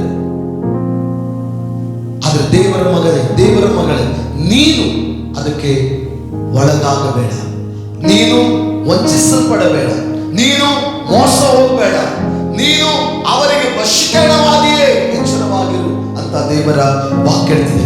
ಎಫೆಸ 4ನೇ ಅಧ್ಯಾಯ 18ನೇ ವಚನ ನೋಡುವಾಗ ಅವರು ನಿಷ್ಪ್ರಯೋಜನವಾದಂತ ಬುದ್ಧಿ ಉಳ್ಳವರಾಗಿ ನಡೆಯುತ್ತಾರೆ. ಅವರ ಬಾಲ ಬೋಧನೆಗಳು, ಅವರ ಉಪದೇಶಗಳು ನಿಷ್ಪ್ರಯೋಜನವಾದದ್ದು. ವಾಕ್ಯ ಹೇಳ್ತದೆ 4ನೇ, ಅವರು ನಿಷ್ಪ್ರಯೋಜನವಾದ ಬುದ್ಧಿ ಉಳ್ಳವರು ಎಂಬುದಾಗಿ ದೇವರ ವಾಕ್ಯ ನನಗೆ ನಿಮಗೆ ಸ್ಪಷ್ಟವಾಗಿ ಹೇಳ್ತದೆ. ಹಾಗಾಗಿ ಹೇಳುವುದಕ್ಕಿಂತಲೂ ಕೇಳುವವನು ಏನಾಗಿರ್ಬೇಕಂತ, ಅವನು ಜಾಣನಾಗಿರ್ಬೇಕಂತೆ. ಹೇಳುವುದಕ್ಕಿಂತಲೂ ಕೇಳುವವನು ಶಾಣ.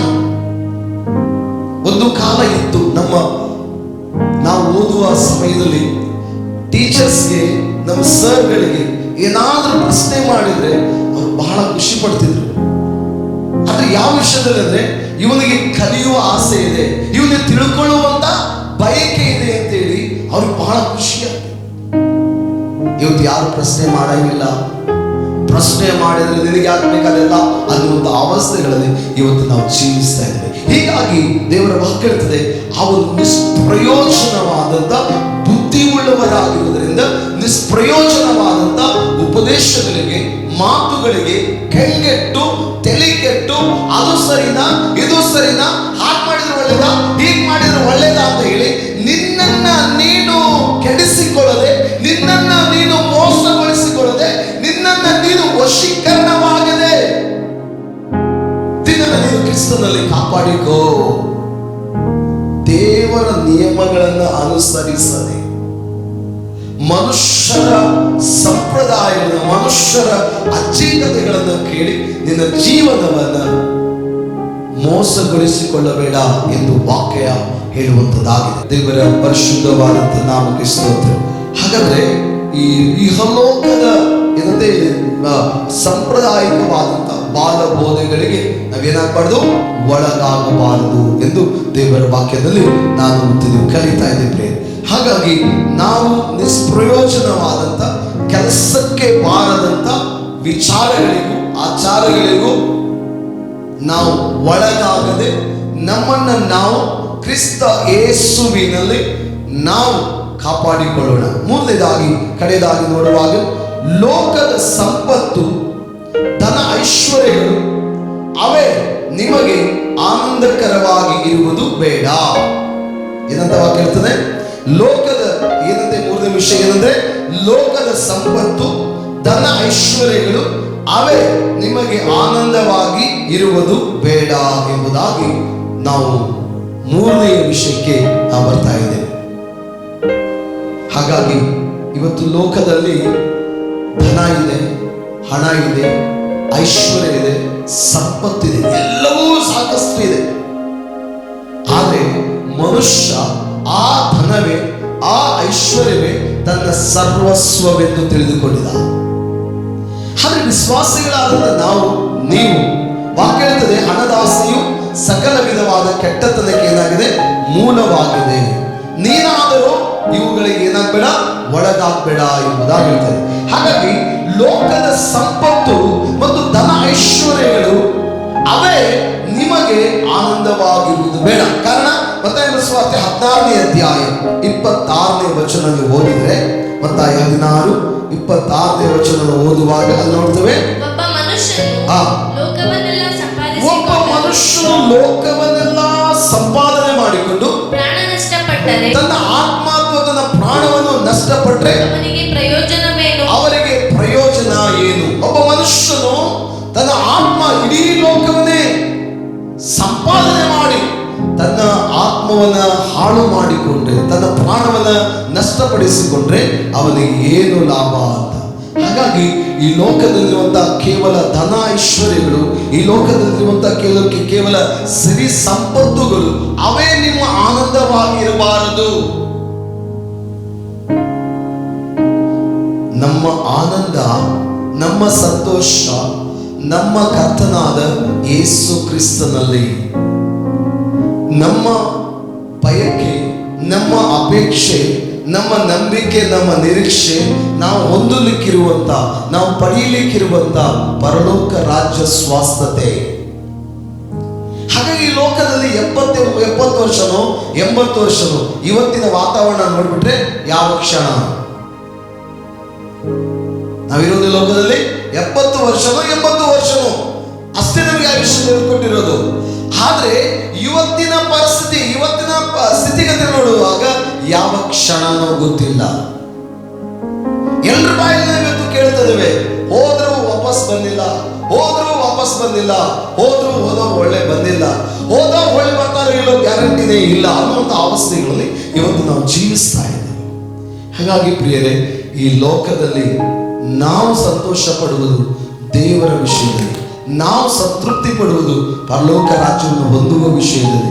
ಈ ಲೋಕದಲ್ಲಿ ಏನೆಲ್ಲ ಸಂಪಾದಿಸಿಕೊಂಡು, ಏನೆಲ್ಲ ನಾವು ಪಡ್ಕೊಂಡು ಒಂದು ವೇಳೆ ನಾವು ಸಂತುಷ್ಟವಾಗಿರದಿದ್ರೆ, ಸಮಾಧಾನವಾಗಿರದಿದ್ರೆ, ಸಂತೋಷವಾಗಿರದಿದ್ರೆ, ಅಥವಾ ನಮ್ಮ ಆತ್ಮ ಪರಲೋಕ ರಾಜ್ಯಕ್ಕೆ ಹೋಗದೆ ಇದ್ರೆ ಎಲ್ಲವೂ ಕೂಡ ಶೂನ್ಯ, ಎಲ್ಲವೂ ಕೂಡ ವ್ಯರ್ಥ.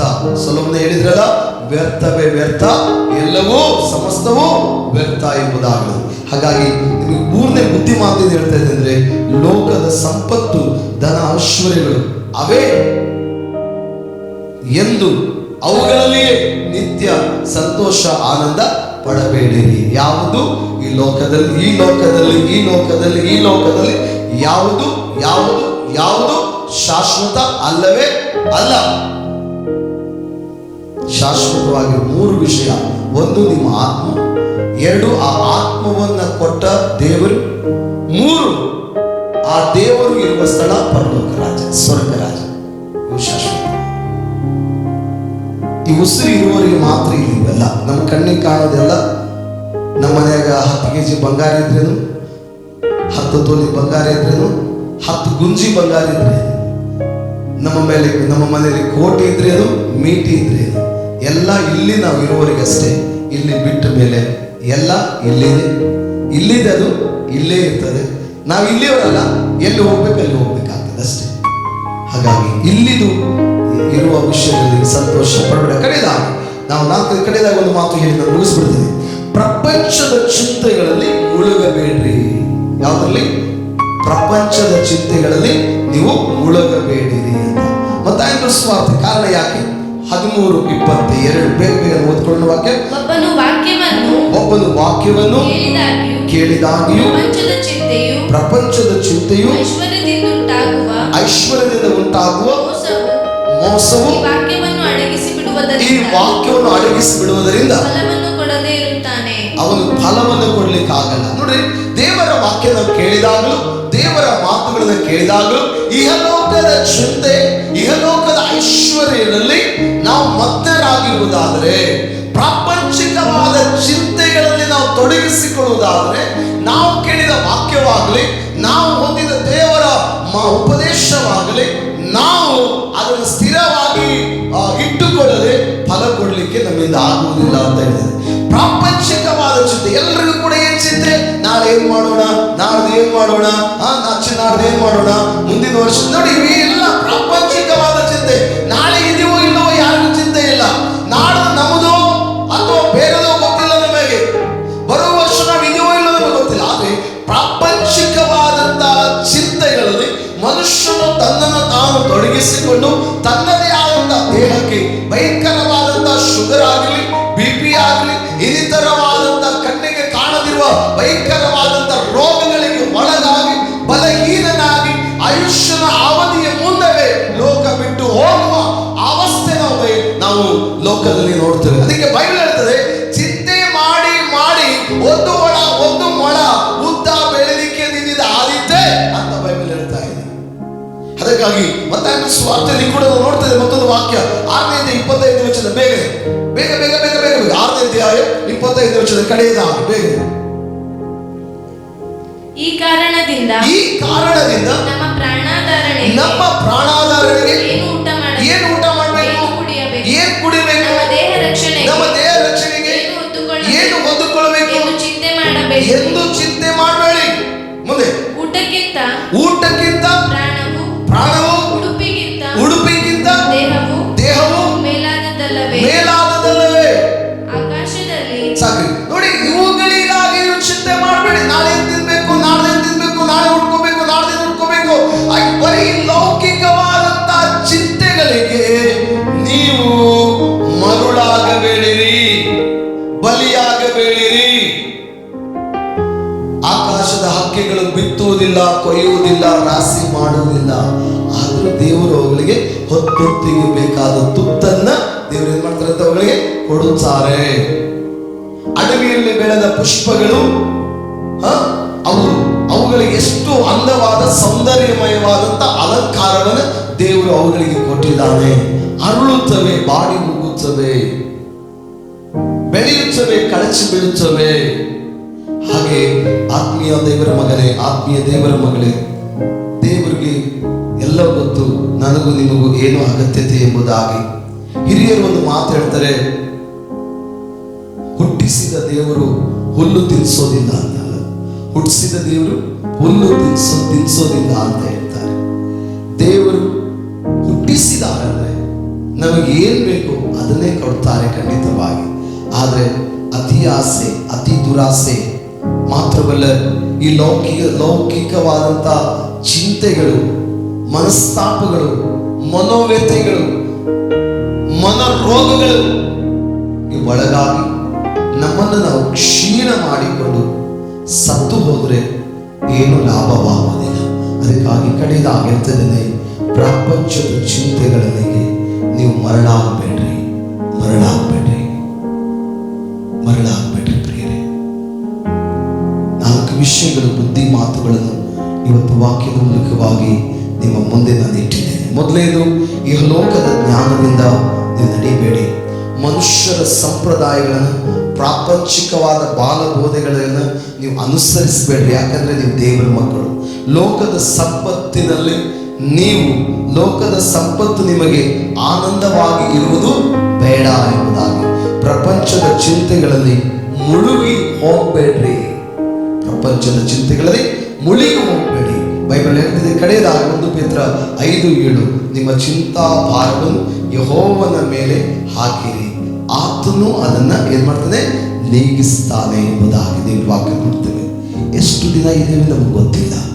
ಇರುವಷ್ಟು ದಿನ ನಿಶ್ಚಿಂತವಾಗಿ ಇರೋಣ.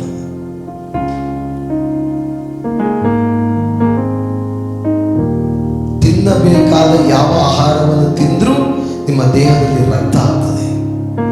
ತಿನ್ನಬಾರದ ಯಾವ ಆಹಾರವನ್ನು ತಿಂದ್ರೂ ನಿಮ್ಮ ದೇಹದಲ್ಲಿ ರಕ್ತ ಸುಟ್ಟು ಹೋಗ್ತದೆ.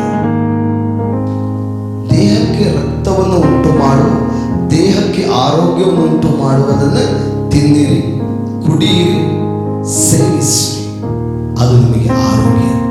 ದೇವರು ಈ ವಾಕ್ಯದ ಮೂಲಕವಾಗಿ ಈ ದಿವಸ ನಿಮ್ಮನ್ನು ನನ್ನನ್ನು ವಿಶೇಷವಾಗಿ ಆಶೀರ್ವದಿಸಲಿ. God bless you. ದೇವರ ನಾಮಕ್ಕೆ ಸ್ತೋತ್ರ ಮಾಡೋಣ. ನನ್ನ ಆತ್ಮೀಯ ಸಹೋದರ ಸಹೋದರಿ, ದೇವರ ವಾಕ್ಯಕ್ಕೆ ಅನುಸಾರವಾಗಿ ಇವತ್ತು ನಮ್ಮ ಜೀವಿತ ಕರ್ತನಿಗೆ ಅರ್ಪಣೆ ಮಾಡಿಕೊಡೋಣ. ಕರ್ತನ ಪಾದದಲ್ಲಿ ನಾವು ಕಡೆ ಪ್ರಾರ್ಥನೆಯೊಡನೆ ನಾವು ದೇವರ ಸಾನ್ನಿಧ್ಯಕ್ಕೆ ನಮ್ಮನ್ನು ಸಮರ್ಪಣೆ ಮಾಡಿಕೊಟ್ಟು ನಾವಿರುವ ಸ್ಥಳಗಳಲ್ಲಿ ನಮ್ಮ ಮೊಣಕಾಲನ್ನು ಹಾಕಿ ಕಡೆ ಪ್ರಾರ್ಥನೆ ಮಾಡಿ ಈ ಕೂಟವನ್ನು ಮುಗಿಸೋಣ. ಪ್ರಿಯರೇ, ಮಹಾಪ್ರೀತಿಯಲ್ಲಿ ಅತೇಶ್ವರ ನಮ್ಮ ಪರಲೋಕದ ತಂದೆ, ನಿಮ್ಮ ಅದ್ಭುತಮಯವಾದ ಆಶ್ಚರ್ಯಕರಮಯವಾದ ನಾಮಕ್ಕೆ ಕೋಟಿ ಕೋಟಿ ನಮನಗಳನ್ನು ಸಲ್ಲಿಸ್ತೇವೆ ಸ್ವಾಮಿ. ಈ ದಿನ ಮರಳಿ ಮತ್ತೊಂದು ಸಾರಿ ನಾವು ಈ ರೀತಿಯಲ್ಲಿ ಒಟ್ಟಾಗಿ ಕೂಡಿ ನಾವಿರುವ ಸ್ಥಳದಲ್ಲಿ ನಮ್ಮ ಮನೆಗಳಲ್ಲಿ ನಿಮ್ಮನ್ನು ಸ್ತುತಿಸಿ ಆರಾಧನೆ ಮಾಡುವುದಕ್ಕೆ ನೀವು ಕೊಟ್ಟ ಮಹಾಕೃಪೆಗಾಗಿ ನಿಮ್ಮನ್ನು ವಂದಿಸ್ತಾ ಇದ್ದೇವೆ. ಈ ದಿವಸದ ಈ ಪರಿಸ್ಥಿತಿಗಳಲ್ಲಿ ಆತ್ಮಭಾರವುಳ್ಳವರಾಗಿ ಪ್ರಾರ್ಥನೆ ಮಾಡುವಂತೆ ನಾವಿರುವ ಸ್ಥಳಗಳಲ್ಲಿ ನಿಮ್ಮ ನಾಮವನ್ನು ಘನಪಡಿಸುವಂತೆ ನೀನು ಕೊಟ್ಟ ಕೃಪೆಗಾಗಿ ಸ್ತೋತ್ರ.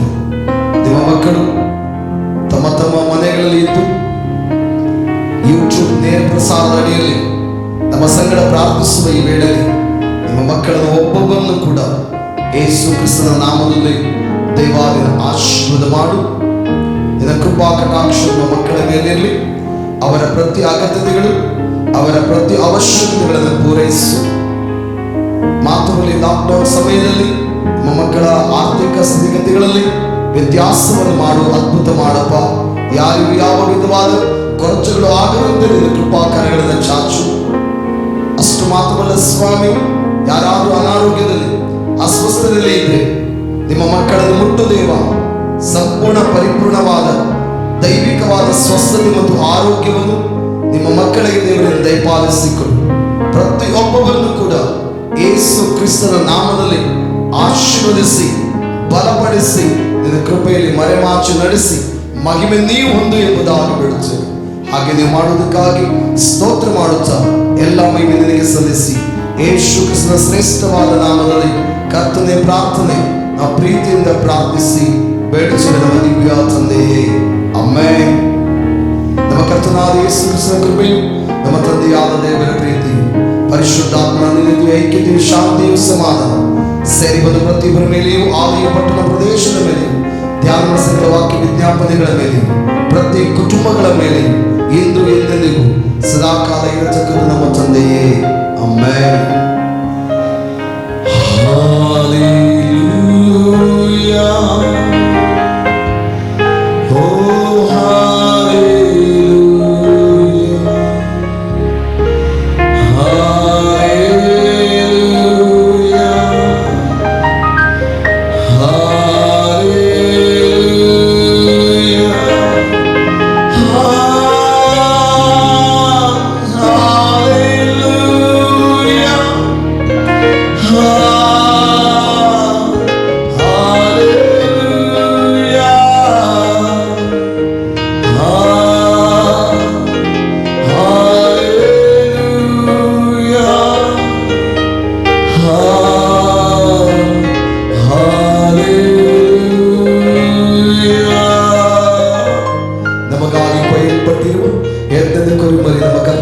ಸ್ವಾಮಿಗೆ ನಾವಿರುವ ಸ್ಥಳದಲ್ಲಿ ನಮ್ಮ ಕರಗಳ ಮೇಲೆ ಕೆತ್ತಿ ಒಂದೇ ಸ್ವರದಲ್ಲಿ ಸ್ತೋತ್ರ ಹೇಳೋಣವು.